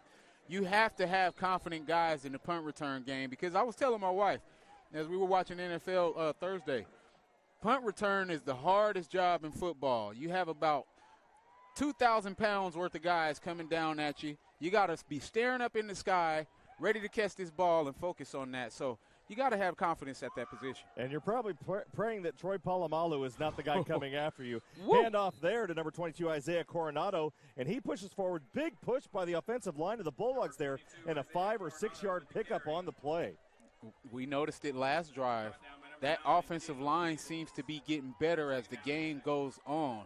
We talked about them pushing guys 12 to 15 yards deep into the defense. Amazing job by that front line. Well, in the time that the offensive line has been out on the field for the Bulldogs, they have controlled this game. And so now we're going to see if the defense of the Rebels can answer and kind of get a stop here. And there's a little bit of a push up the middle, but it's met immediately, and there's going to be no gain on the play and bring up 3rd down and 5. And I like what Coach Kane and the staff is doing. They're not rushing things. They're not taking chances unnecessarily with the 2-touchdown lead. But you're on your side of the field. You have field position. This is 4-down territory, of course, because your kicker more than likely doesn't have the leg for a kick from here. So you're making good decisions as a play-calling staff.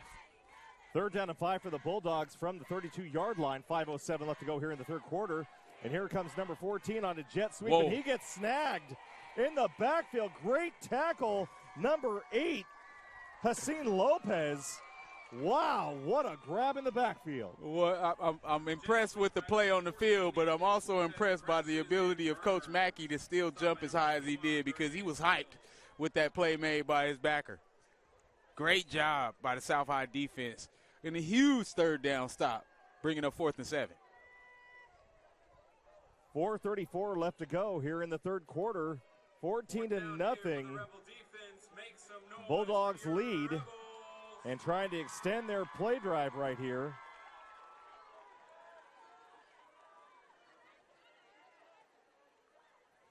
Fourth and 7, and they're going with that quick punt again. And that's going to the corner, and that's a good punt.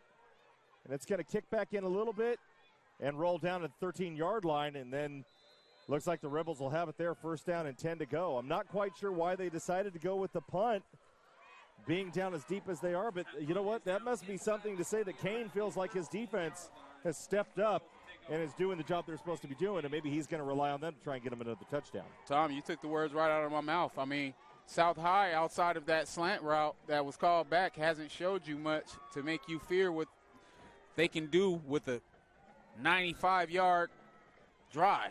You know, I haven't seen them put together a drive that kept them on the field that long. So yeah, the first drive of the game that they had seemed to be the one that made it seem like they were really going to be doing something, and they've kind of slacked off the entire rest of the game and not really gone back to that same plan that they had before. Now right there, Manny Guzman showing why he's the main driver of this offense and really getting a good stiff arm there and picking up a lot of yards. That was a 14-yard pickup on the play by Guzman. Very impressed by Guzman. We've talked about him putting balls on the mark and having a ton of drops on his receivers. I want to say I've counted 6. But his ability to make good decisions and not force the issue. Outside of the pick 6 that he had early, he's done a great job making good football decisions. Absolutely. So 1st down at the 33-yard line for the Rebels. Uh-oh. Whoops, he sprung around. Block on the outside. And who is that, number 44? Number 42? Rebels score. Wow, no flags on the play. That's going to stand, and that was number 22, Daniel Lomax. Lomax Jr., and a big run from the 32-yard line. We talked about South High linebackers keeping containment. Right there, what we saw is Golden Valley's defenders bumped into each other, causing a small traffic jam, which gave Lomax the edge. And once Lomax gets the edge, I'm sorry, you're not going to catch the kid. Great run play. And now the tables have turned. And what we were just talking about a few minutes ago was what happened to that Rebel offense that we saw in the first series of the game tonight. Absolutely. And that was it. And we talked about one play can get you back into a football game, so there's no reason to walk around holding your head. And this is a huge kick. The kick is up, and it's a little to the right, and it's no good. Oh, my goodness, we do have a flag. Good. We have a flag on the far side. But everybody's kind of walking off. But, the white hat said don't go anywhere yet. And that would be another mistake by the Bulldogs that does not go in their favor. But it looks like, never mind, they're going to go ahead and walk off anyway. So it's going to be procedure called against the Rebels. And now 3:42 left to go here in the third quarter. The Rebels trail the Golden Valley Bulldogs 14-6. How important is special teams? You know, people don't come to games to watch special teams per se unless it's Devin Hester on a kick return or something like that. It's not as exciting, but it's so important to make sure that the little things are taken care of on point afters, kickoffs. We saw offsides on kickoffs on both sides. Oh, the beginning of the game was an absolute nightmare, yeah. The little things in special teams can cost teams games, and that point right there is going to be a huge deal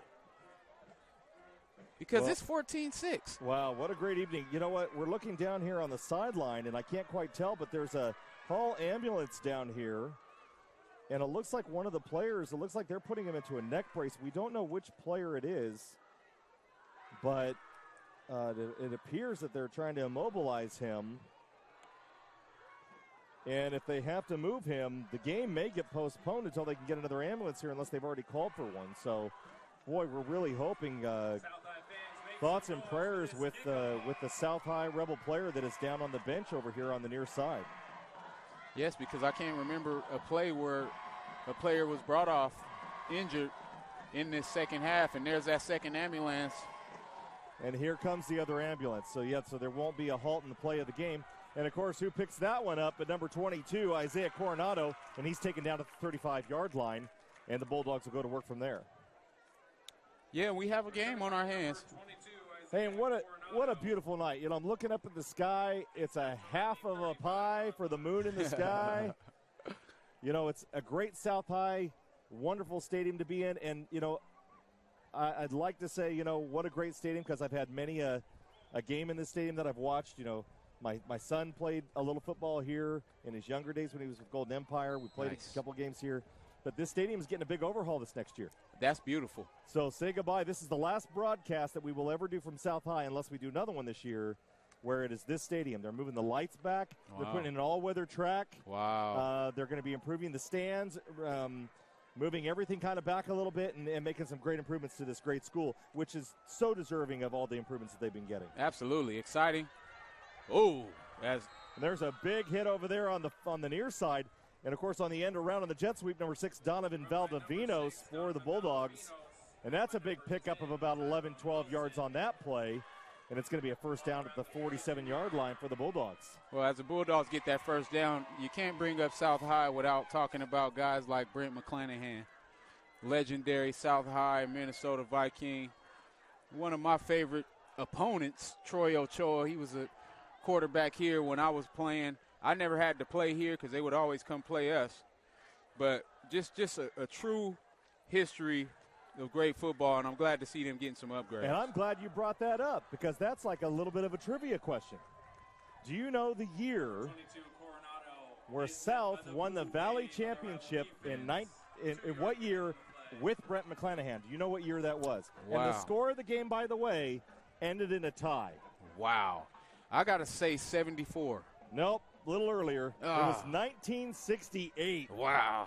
Oh, it was before my South time. High, well, it was before both of our times. The South High, maybe Vance remembers. Yeah. Too bad our good buddy Vance Palm isn't here to defend himself this evening. Well, we have fun at his expense. But, hey, Vance, we hope you're having a good time getting the night off tonight. But Vance will be back on the broadcasts next week, I'm sure. But, you know, it's kind of funny because we're so used – Vance has been he's been my hero and my mentor all these years in announcing, and to not have him here tonight seems a little bit not quite the same because we both love having him here. But of course, you work with him. Absolutely. I work with him in volleyball. I'm his analyst in volleyball. We had that conversation earlier. Yes. And Vance, we really hope you're just having a good night off and hanging at home and having a nice beverage. Enjoy, brother. I'll see you tomorrow. Yeah, absolutely. That's right, because you're on the broadcast tomorrow for Bakersfield College football. And so Vance and Kenny both on the broadcast for that tomorrow, so be sure to tune in there. Huge stop by that South High defensive line brings up 4th down. And so now, this once again, the same decision they were at last time. The last time they punted it. In fact, they punted it kind of at this point in the field a number of times today. I wonder if Kane is wondering, well, looks like we woke up a sleeping giant, and maybe we probably need to try and hang on to the ball as long as we can. Absolutely. As we've talked about all night, you do not want to give the ball back to an explosive offense with one play ability. And they do have that, but the Bulldogs, don't give anything shy of the Bulldogs. They've done a great job on defense tonight, containing the Rebels, but they've had a couple of missteps, and those missteps have yielded scores. Now, one of them did get called back, so this game could be tied right now. And again, it's going to be a punt right to the score. And that's a nice one. But, oh, my goodness, the Rebels got back and received it, and now down the sideline. He's still on his feet and taken down at about the 32-yard line on the return there. Number 10, Tyrone Wilson. And Wilson, that dangerous returner, they didn't think he was going back, and I don't think that the Bulldogs were heading down there anytime soon. Mr. Wilson. Oh, my goodness. Amazing over-the-shoulder punt catch. We talked about punt return being one of the hardest jobs in football, and he just made it look simple. And, boy, wasn't that a pretty punt. Absolutely. That thing had a perfect spiral on it, and it was headed right over there to the 10, and then it was going to bounce out and go inside the 10-yard line. They were going to get a great spot for the offense to have to start from. But, unfortunately, boy, he just chased that thing down, picked it up, and ran it all the way back to 32. Oh, and there's Lomax again. And Lomax now starting to get legs under him and starting to show up. And this is exactly the guy that we knew he was going to be.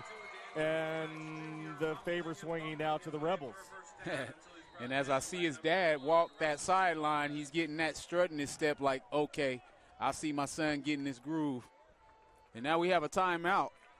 And Dad is down there clapping as much as he can. I don't even know if he's supposed to be down there, is he? He probably I don't think he cares, and I don't think the coaches are going to say anything. Oh. So it looks like they are putting the player now into the bus and taking him. Looks like he's going to go get checked out at the hospital, so we wish him and his family the best of luck. That's a tough one. Boy, you don't want to see – you never want to see an ambulance leave a football game before the game is over. Yeah, I've had a tough ride in the ambulance once, and it was the worst day of my football career. And it's just something that you never want to see as a fan, nonetheless. But as a teammate, you don't want to see that. But there's two ways you can look at that. Are you going to use it as motivation, or are you going to tuck tail and get ready to go to the house? Yeah. And I think South High is using that as some motivation to play for their guy. Absolutely. So now, 20 seconds left on the clock here in the third quarter. Guzman takes the snap and hands it off. And, of course, that's the number 22, Daniel Lomax Jr. Jr. gets about 3 yards on the play.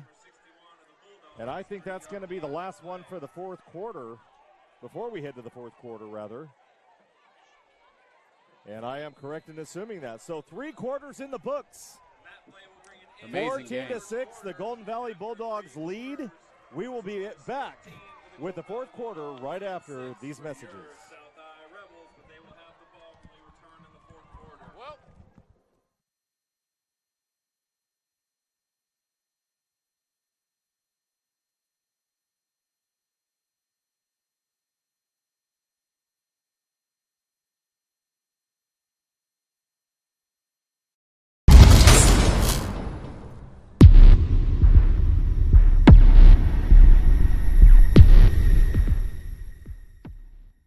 So while your financial life may start out with a Rocky Raccoon account, as you grow, we'll be with you every step of the way. From your first car and everyone thereafter, to investing in your family's future, to buying that special house you'll call home. Kern Schools. Together, we have something special. Welcome to the city, Motor City, where it's summer sell-down.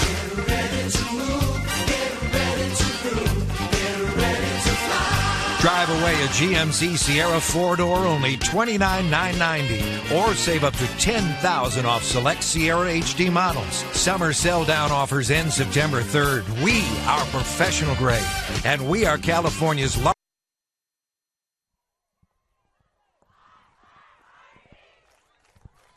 And welcome back for the fourth quarter. Well, quite a game that we got going on here. 14-6, Golden Valley leading the South High Rebels.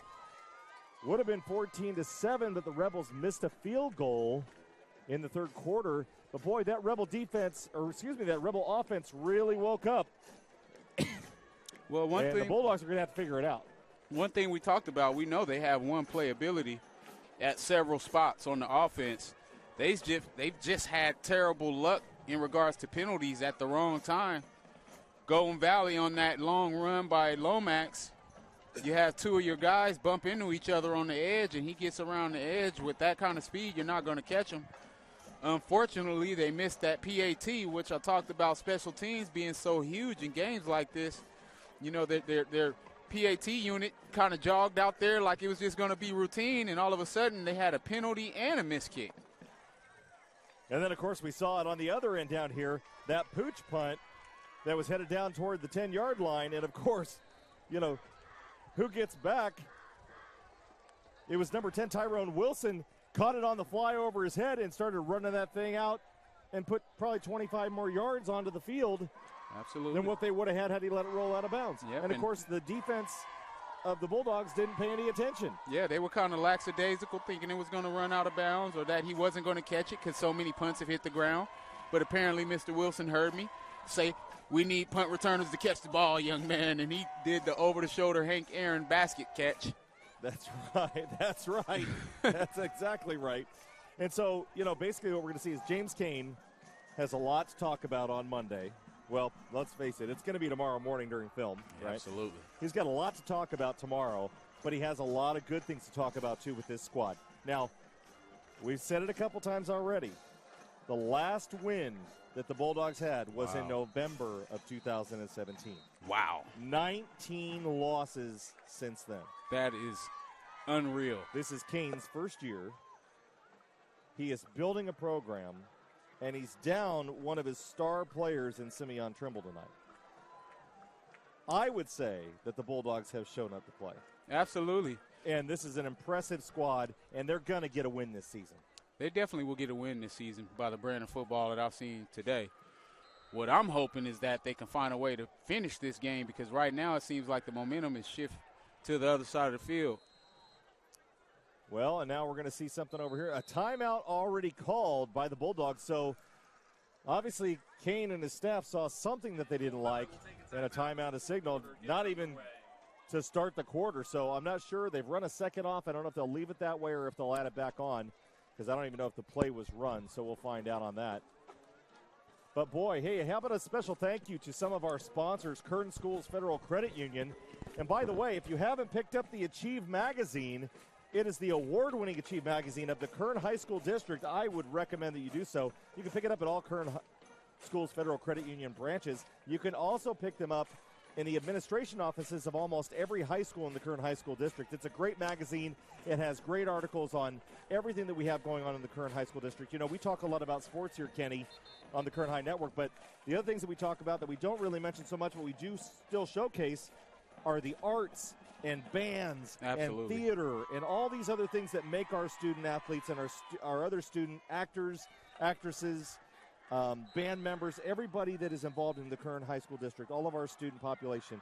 It is a showcase of all the talent that we have in the Kern High School District. Absolutely. You gave me goosebumps right there as a former Kern High product. You know, I just reflect on all the memories I had as an athlete, as a performer on stage. You know, those were the things that gave me the confidence to know that I could succeed outside of the community by having that kind of support that we had from the Kern High School District, and I appreciate Stan Green for allowing me to be part of the process this year. Yeah, once again, a big thank you to Stan Green and all of his staff for everything they do to help us get this product out. And, of course, we really enjoy doing these broadcasts, and not only are we fans of these kids, but we're a fan of the sport. And it's, you know, I hate to tell everybody at home, this is a heck of a lot of fun, and we have a great time up here doing it. Absolutely. It's a dream come true for a kid like me. You know, growing up in Bakersfield, California, you know, I was unfortunately raised in a parentless household, raised by family members, coaches, teammates for my family.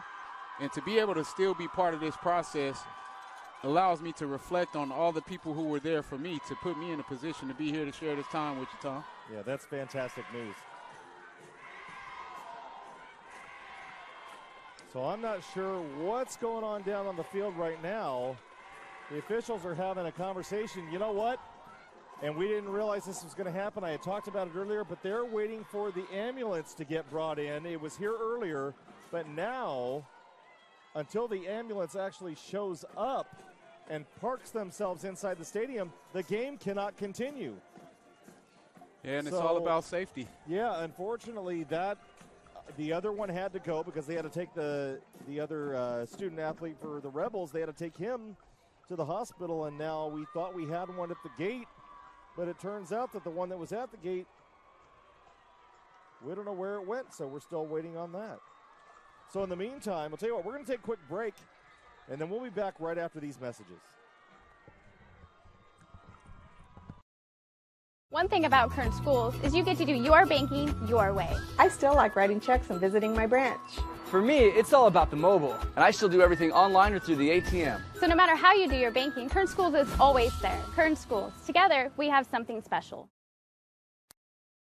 One thing about Kern Schools is you get to do your banking your way. I still like writing checks and visiting my branch. For me, it's all about the mobile. And I still do everything online or through the ATM. So no matter how you do your banking, Kern Schools is always there. Kern Schools. Together, we have something special. There are over 100 places to get pizza in Kern County, but only 4 are good enough to be called Tony's. So what's the Tony's Pizza difference? We're not giving away our secrets, but the proof is in the pizza. Tony's Spicy Mexicana, the mouth-watering Hawaiian, the award-winning Chili Verde, and so many more. Trust us, you'll find your favorite. If you want great pizza, you can play the numbers game, or you can get it right the first time. Tony's Pizza, 3 locations.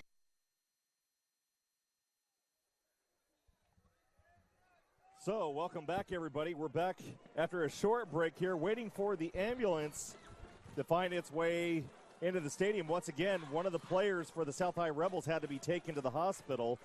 So, Hall Ambulance Service does the transportation, but Kern High School District has requirements that state that they must have an ambulance on site for every high school game, and if one leaves, another one has to replace it before the game can resume. So, we haven't taken any time off the clock yet, so we haven't even started this thing yet here in the fourth quarter.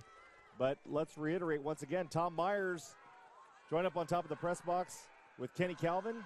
Whoa! And a big sack in the backfield and a big hit. Gisman goes down, and he gets up limping a little bit. Big tackle. That was Muhammad Ali for the Bulldogs. And wow. Flow like a butterfly, sting like a bee. I guess so. Not far off from his namesake on that play. And now here we are. The clock's running, 11:33 in the fourth quarter. It's 3rd down and 14 roughly from the 41-yard line for the Rebels. And I've talked about Golden Valley's defense outside of letting that containment get used up.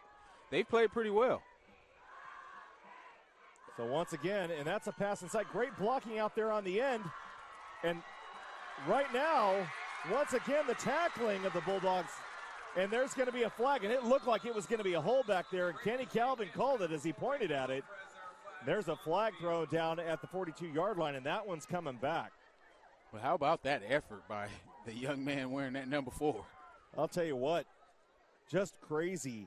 Angel Alvarez has been all over the place tonight for the Bulldogs, or for the Rebels. And I'll tell you what, he just really did not give up on that play. And unfortunately, now it's going to come back. And you could spot it a mile away. You pointed at it.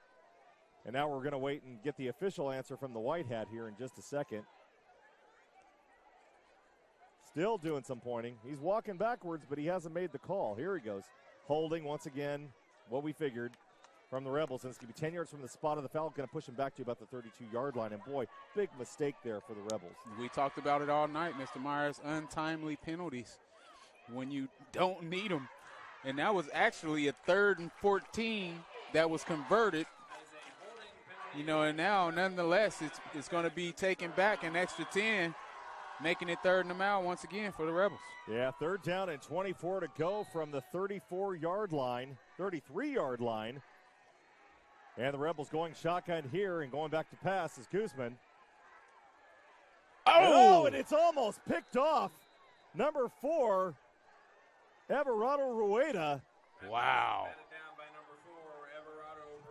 You know, one thing I like about Rueda, he did what I talked about, putting your thumbs together to try to attack that ball, because if you try to go in with your basket catch technique like you're a receiver, that's going to either be caught by the receiver or basically you're not going to be there to break it up. Yeah. No, so great job by the Golden Valley defense. After giving up a tough touchdown, they go ahead and bow up the next time and force them to punt. And, yeah, it's going to be a punt. So now, of course, the dangerous Donovan Valdivinos back for the Bulldogs, just a little bit past the 40-yard line at about the 38-yard line. And I'll tell you what, if South High isn't careful, they're going to get a delay of game called on them, and that's going to push them back even further. And and the back judge over there, he's shaking his hand and waiting for the snap, just gets it off. Oh, and it's a shank. Horrible punt. And that's going to roll out of bounds and benefit the Bulldogs. It's going to be the 47-yard line of the Rebels, and the Bulldogs are going to take over there. 10:47 left to go here in the game, and the lead 14-6. And I'm going to say something. I did this earlier, and I'm going to try to do it one more time. If you're Coach James Kane, judging from your last couple of drives, you have to call the best play in your package right now on this down. And I will ask you, Kenny Calvin. Yes. What is the best play do you think he has in his package? I'm going to go play action right now because you ran the football so well, and these guys are cheating up. The safety for the Rebels is playing at 12 yards deep, and now he's backing up. But if he comes up on play action, and they go reverse. And right there, great move by Valdivinos, and he gets to the outside. And he's going to be taken out of bounds at about the 33-yard line, 35-yard line is where they're going to spot him. And that's a big pickup and a big play by the Bulldogs. Absolutely, and see what we were talking about. I thought play action because that's a play where you're trying to get some direction. They go the opposite, go the reverse. You have to do something to try to catch a team off guard and sudden change opportunities. Well, in the Bulldogs' favor, they have been good at tempo tonight and throwing off the Rebels and their defense. Absolutely. And making good plays and plays that aren't expected. Absolutely. You know, I mean, they didn't pass the ball for the first probably 5-6 downs and then threw that pass over the middle. Yeah, now they go inside run to the toughest man on the field, number 22. The big run there, Isiah Coronado. Coronado picks up 6 yards on the play, and now it's going to be 2nd and 4 from just inside the 30-yard line at about the 29. Bulldogs pressing right now. 10:16 to go, leading 14-6. Remember what we talked about, Mr. Myers? He's not trying to break that outside. He's staying in between the tackles because that's where they've been successful, and that's a 6-yard gain. You get 6 yards every carry, you're going to be fantastic. 2nd and 5. Well, and you also notice the fullback ended up at about the 20-yard line after that play because he was busting through that hole. Yep. And there's even a little bit of a gain on a play that really didn't do much but still got 3 yards on the play. Absolutely. And now it's 3rd and short. Just like you talked about, their tempo, they seem to be playing at a higher click. They're getting to the line at a higher click. Everything seems to be on point for Golden Valley, even when they haven't converted. South High has had to struggle their way through each drive, getting over penalties, and now with 9 minutes remaining to play in the fourth quarter, their backs against the wall. Well, if a touchdown is scored here by the Bulldogs, that's really going to put the pressure on the Rebels of South High. Missed tackle, and that one's fumble. fumbled, and he still picks it up and tries to run with it, but he loses about 3 yards on the play. He's lucky he got the ball back. Absolutely. Little confusion at that mesh point with the reverse action motion that you try to give. You're trying to fake that jet sweep. However, it's not a lot of room. Great penetration by that South High defensive line. You took the words right out of my mouth on that because South High was in the backfield almost as soon as he had the ball in his hand. Absolutely. Swatting at the ball, and that's what knocked it out. Great play by the Rebel defense. And they played well all night. And just like you said, they've been unfortunate in some of their field position, put in a tough position again with a bad punt. So here we go. 4th down and about 4 yards to go. Oh! Almost intercepted by number 4, Angel Alvarez, and he can't hold on to it.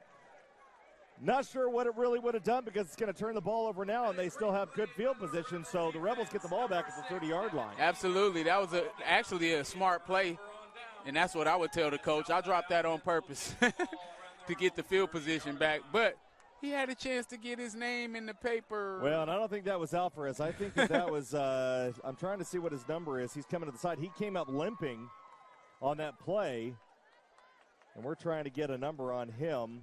It might have been number 6, Devin Dean, on that play. I'm not sure. Oh, yeah, bear with us. I think that is Devin Dean, and he's come up hobbling, and he's in a lot of pain. A lot of pain. Possibly cramping. And that may not be a good loss for the defense of the Rebels to have him go out because he's contributed today to their secondary. Uh-oh. We got another holding call. Yeah, we got another holding call. That one's going to come back. Nice pickup on the play, but again, now if that's from the spot of the foul, that's back at the 31-yard line. That's going to push them all the way back to the 21-yard line. Yep, sure enough. So right now, 8:18 left to go here in the game. The Bulldogs lead 14-6. The Rebels have the ball 1st down and about 25 to go. But I'll tell you what. They're at their own 16-yard line. Yeah, you couldn't ask for a better game, though. This has been a well-played game. South High still in it, 1 play away. Shotgun double set for the Rebels. And Guzman going to work, and that one's going to be down right there because he had a knee down. They're going to spot him down. And a pickup of about 2 yards on the play will bring up 2nd down and long. And all night they've attacked Ralph Gonzalez. You know, and they've had some opportunities. But ultimately, you see that guy next to Gonzalez, number 16. He's a player of the game candidate. Ernesto Romero with that pick 6 in the 1st quarter. And once again, they're going back to the same thing. Huge stiff arm. And the defense is slow in getting over to help. Nobody came over to help, and they're lucky that they got there as soon as they did. But number 4, Angel Alvarez, put the stiff arm on him and really kept going, and nice pickup on the play. And now they're back to the original line of scrimmage, and it's 3rd down and 10. Boy, that made my head hurt. Stiff arm, juke, spin move. This kid has all of it in his package. Trips open set for the Rebels. The defense made a mistake in not getting over. Oh, and he tried the pump fake on that one to get him to bite, and it's overthrown. But a great idea on the part of Guzman and Angel Alvarez, both right there trying to line that one up to go long. And if you reflect back to the first half, I talked about receivers not running the route correctly. You have a double move, but instead of running hard to sell the first move, you're still looking back to where we know it's a double move as a DB because you're still looking back. You didn't give the impression that you're running hard for one route. You have to sell the first route for the pump and go to work. So now it's 4th and long from their own 29-yard line, and the Rebels are going to go to punt here. And I think Valdivinos back once again, and he's going to pick this one up if it gets a good bounce. Now he's going to let it go. If it had hopped up, he may have picked it up and run it. And that's going to be down at the 34-yard line. Bulldogs will have it there, 7:21 to go here in the game, and leading the South High Rebels 14-6. Amazing game, but I'll tell you what. My guy, number 16, Ernesto Romero, was about half a step away from blocking that punt. That would have made his 3rd turnover of the game. That's true. He has a pick 6, a fumble recovery, and then that would have made the third one. Oh, my goodness. This kid is playing lights out. I just love players. As a former coach and recruiter, one of my favorite jobs was a recruiter at the Division I level when I first retired from football. And I would love to find guys that did everything they needed to do to help their team win. Right now, he's looking like that guy for me on that defense. So now the Bulldogs go back to the run once again, and that line trying to get the push on the Rebel defense. Bulldogs looking really stout up front, and they pick up about 2-3 yards on the play. And right here is that dangerous time for a play caller, because you don't want to get too conservative, because there's still a ton of time left in the game with 6 minutes to play. So you have to continue to be aggressive in a play calling nature. So I wouldn't be surprised to see some little razzle-dazzle that we saw on the last drive, or some play action pass. And I think we might see a little bit of slowdown as well. So second down. Handoff inside. On the carry there, number 22, Isiah Coronado. Coronado, no gain on the play. Good penetration by the defense of the Rebels. Once again, that defensive line ever present. But that play is an example of what I was just talking about. You go run trying to be safe, but right now, with 6 minutes remaining to play, if you don't get this third down conversion, you're punting it right back to an explosive offense. So I think that was the opportune time to try to come up with something that you want to try to catch them off guard. Yeah, that may have been the right time to do a pass or a slant, and now it may be too late.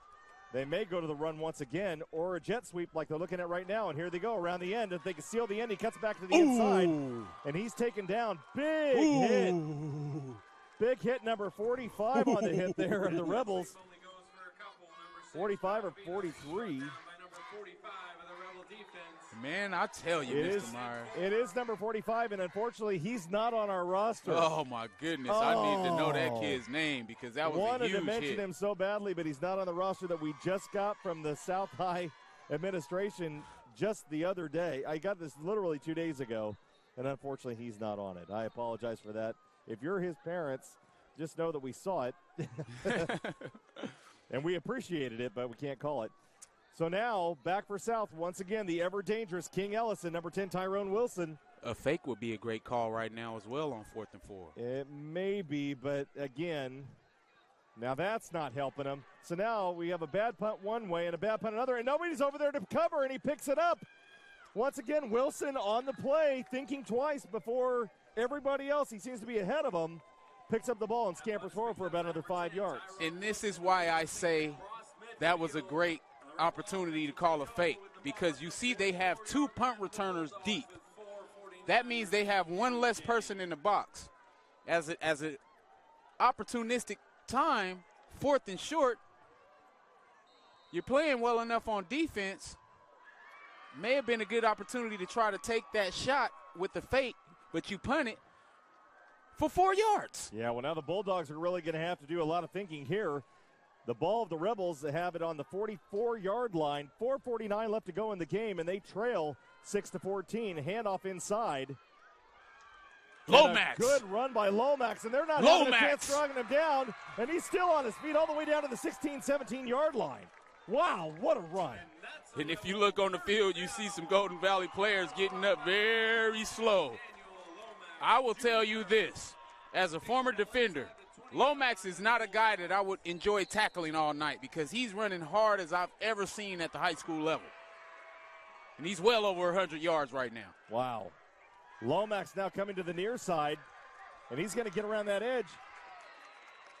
Nice tackle down there by number 1, Ralph Gonzalez.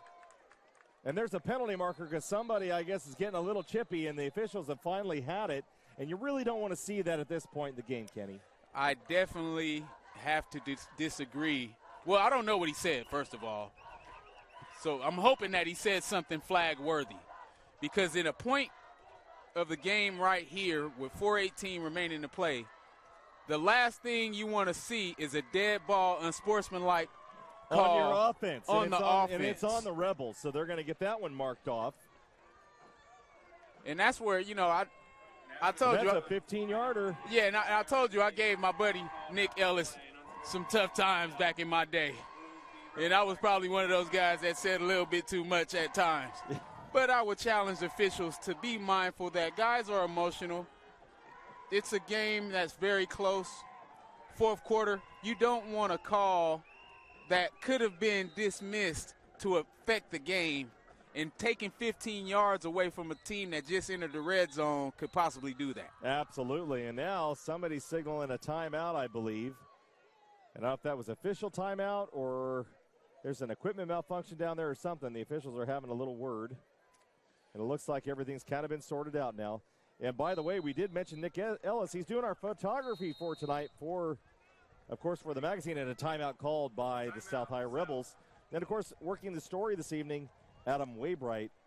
So, once again, thanks to those gentlemen for their helping out with the Kern High Network. Amazing team. And, of course, our Achieve magazine, which, once again, as I've mentioned before, you can pick up at multiple locations, Kern Schools Federal Credit Union, or administration offices for each high school in the Kern High School District. Absolutely. So let's talk about the sequence of events that just happened. You get an amazing, tough 7-yard run from Lomax. He's pumped up. He's just had his second carry in a row for about 45 total yards. He's high energy. He's pumped up. You got a guy in his face that's talking. He says something back. He gets the flag.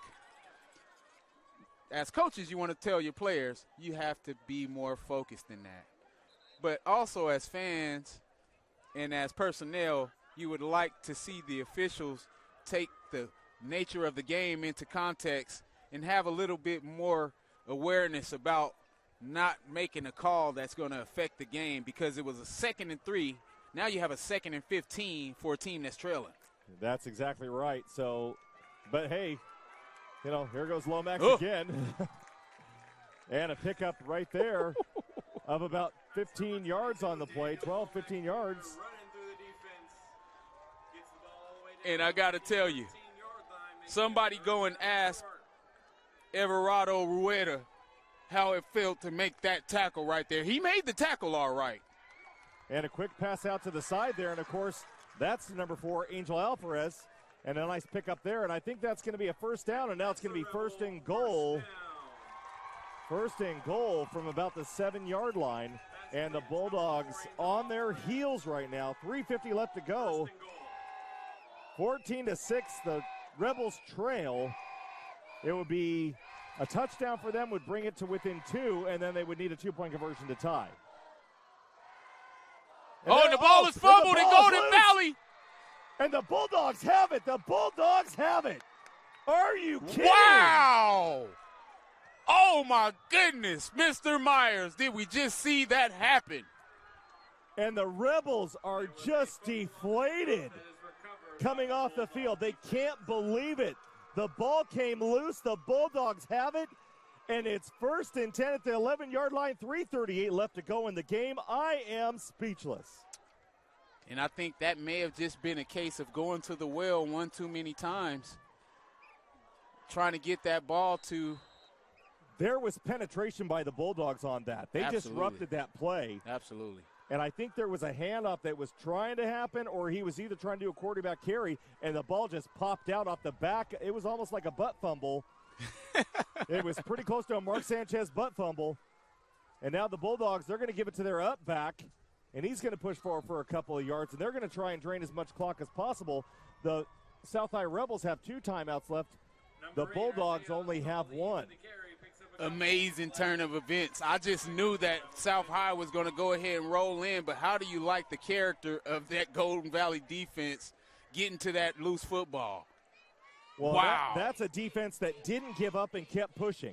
And so give all the credit to them for their role in that fumble. Now let's see if the offense can come to the table and actually do this. Now they're going to the Wildcat now. Valdivinos in the backfield.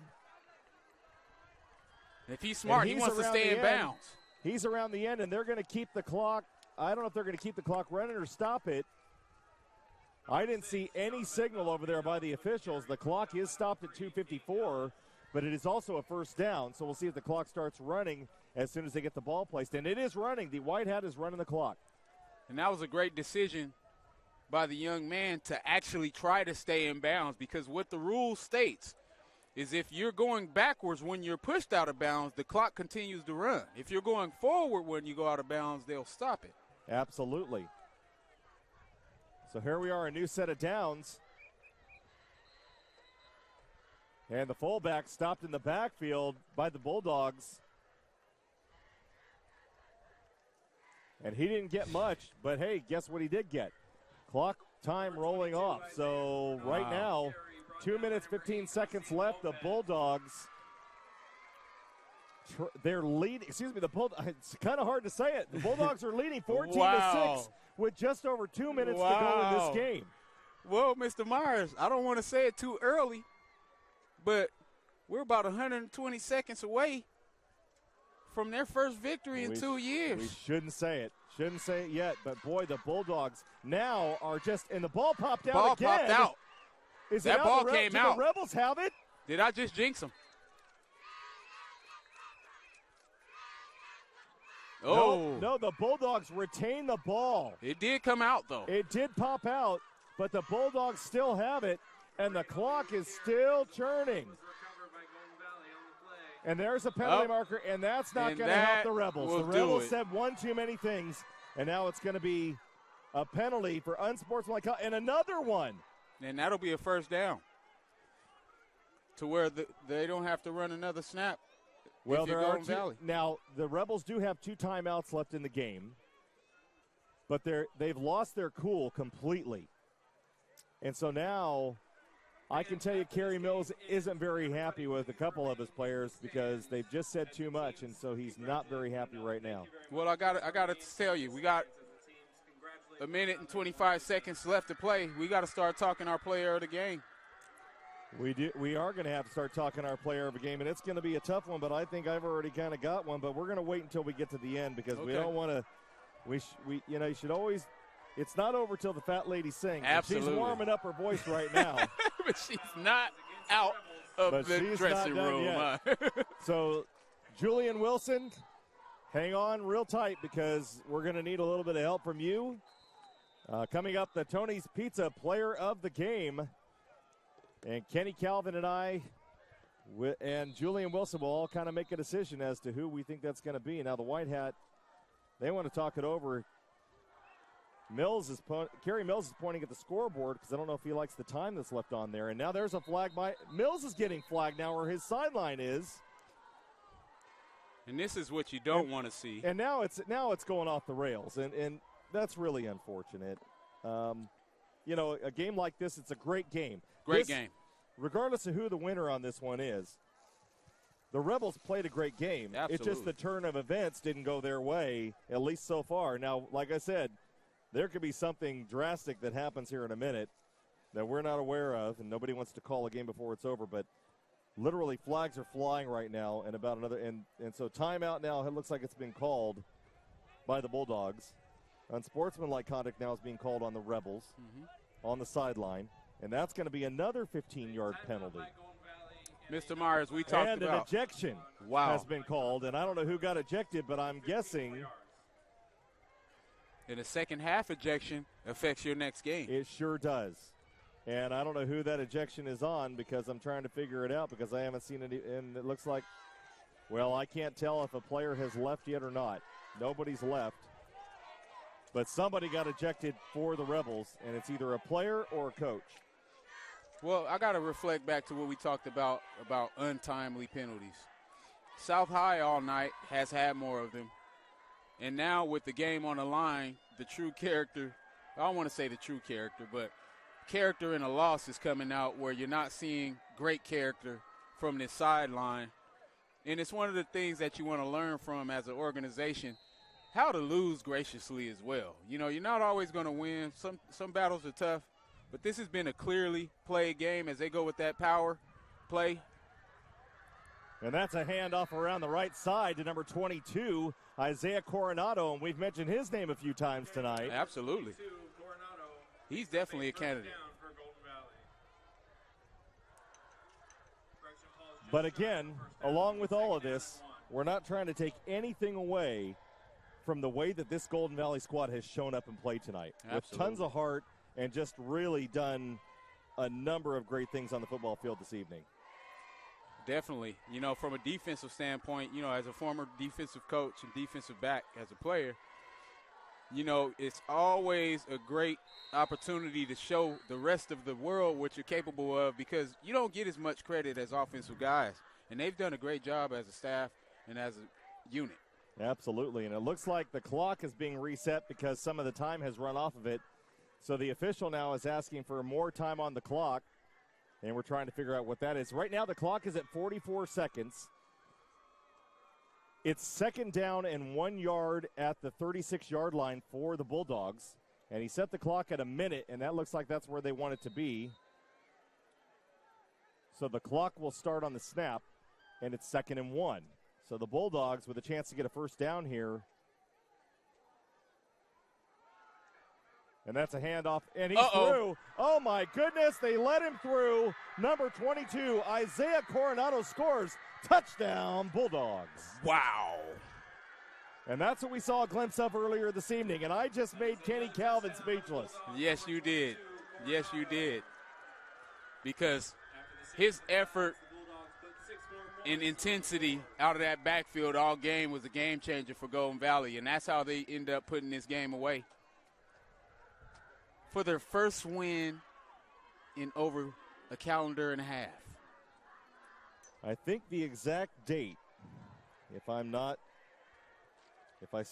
am correct, which I believe I am, the exact date for Golden Valley, their last win. And I'm looking through my paperwork here. Their last win, November 3rd of 2017. Wow. It has been 19 straight games that they have lost. Well, Tom Myers, and I told wow, you. Congratulations to Golden Valley on a great evening. On to kick number 4, Everardo Rueda. And that one's up and good. Well, Mr. Myers, it's official. I'm good luck. Kenny Calvin, you are good luck. 52 seconds left to go here in the fourth quarter. It's the Golden Valley Bulldogs 21, the South High Rebels 6. Wow. We are coming to you from South High School. Wow. And at the beginning of this evening, we had some reservations about whether or not the Bulldogs had it in them. They've been close this season. They played far better than some of the scores had dictated. They lost a nail-biter. Yes. Nail-biter. A last-minute field goal from East High. Lost 10-9. All right, so guys, 52 seconds left. Looks like they have this one in hand. We've seen some crazier stuff happen. Well, a run back by probably, if you would think maybe Tyrone Wilson run the ball all the way back, or maybe even King Ellis. Yeah, and then a quick onside. And then a quick onside could happen. Yeah, it could happen. I've seen it happen before. Regardless, what an exciting night. What a great evening. Perfect weather out here. It's just been a beautiful sight. Kenny Calvin, of course, brought some cured meats from Luigi's. Oh, I got to bring my Luigi's with me, man. Yeah, what a great evening. Hey, a special thanks to everyone involved with the Kern High School district and the Kern High Network. Our good friend Stan Green and his staff for all of their support. And Miguel, our good friend, for getting all of our paperwork and stuff in order and getting all of the text messages and getting us all organized. Deanna Ribbons. Thank you to him. Once again, a great thank you to our staff tonight. Kenny Calvin, great job doing the analysis on the game tonight. And Julian Wilson, fantastic job. And that's a big kick right there, and that one's going to be a touchback. I'll tell you what, Ruela's got a leg. He does. He may play soccer, I'm wondering. But, boy, to put one in the end zone anymore, lately it seems like a lot lately. I haven't seen as many good kickers coming out of Bakersfield. Absolutely. And I think football coaches have been trying to recruit soccer players right and left and not having the best of luck doing it. But he did a great job kicking tonight. I had some amazing kickers in my day. Rob Neese, Brian Walker, two of my driller kickers and renegade kickers. Had the honor of seeing one of the greatest to ever do it, Carson Olivas, who was our punter last year, playing for the Bruins this year. Definitely great kicking game out of Kern County year in and year out. So the Rebels surprisingly taking a knee. And I don't understand the concept. I'm guessing maybe Kerry Mills probably putting his hammer down saying, you know what, guys, I don't think you deserve to play another minute. Well, that's a great point. Once guys start losing their cool and not playing with character, cheap shotting guys. Had some injuries tonight. Hopefully the young man that was taken away is doing well. I wish we had a number on him. But ultimately, this may be a great decision by South High. So since they're taking these guys, who do we got for our player of the game? Well, we're going to have a little discussion about that because, obviously I think it belongs to I don't want to take anything away from Manny Guzman and the job he did for the Rebels tonight. Yes. What a fantastic job. And he threw some balls that the guys just didn't help him. Yeah, they dropped some real good passes that he thrown. But obviously I think we want to give it to the Golden Valley Bulldogs, and we want to give it to one of them because what a great night they had. Markel Bruley did a great job leading his team. Yes, he did. He really Amazing did. Passes. Donovan Valdivinos. I mean, how do Donovan was all over the place. Kick returns, end arounds, did a great job. Ernesto Romero did a fantastic job, obviously, because he had 2 turnovers, a pick six and a fumble recovery. And then, of course, Isiah Coronado, that running back out of the backfield, carried the load. So, Absolutely. we got a tough decision. Now, Julian Wilson just informed me that Ernesto Romero is his guy. Once again, Ernesto Romero, an interception and for a return and a fumble recovery. Absolutely. Now, you have 33%, and he has 2%, and I have the rest. It's a three-way deal here. So your thoughts, Kenny Calvin.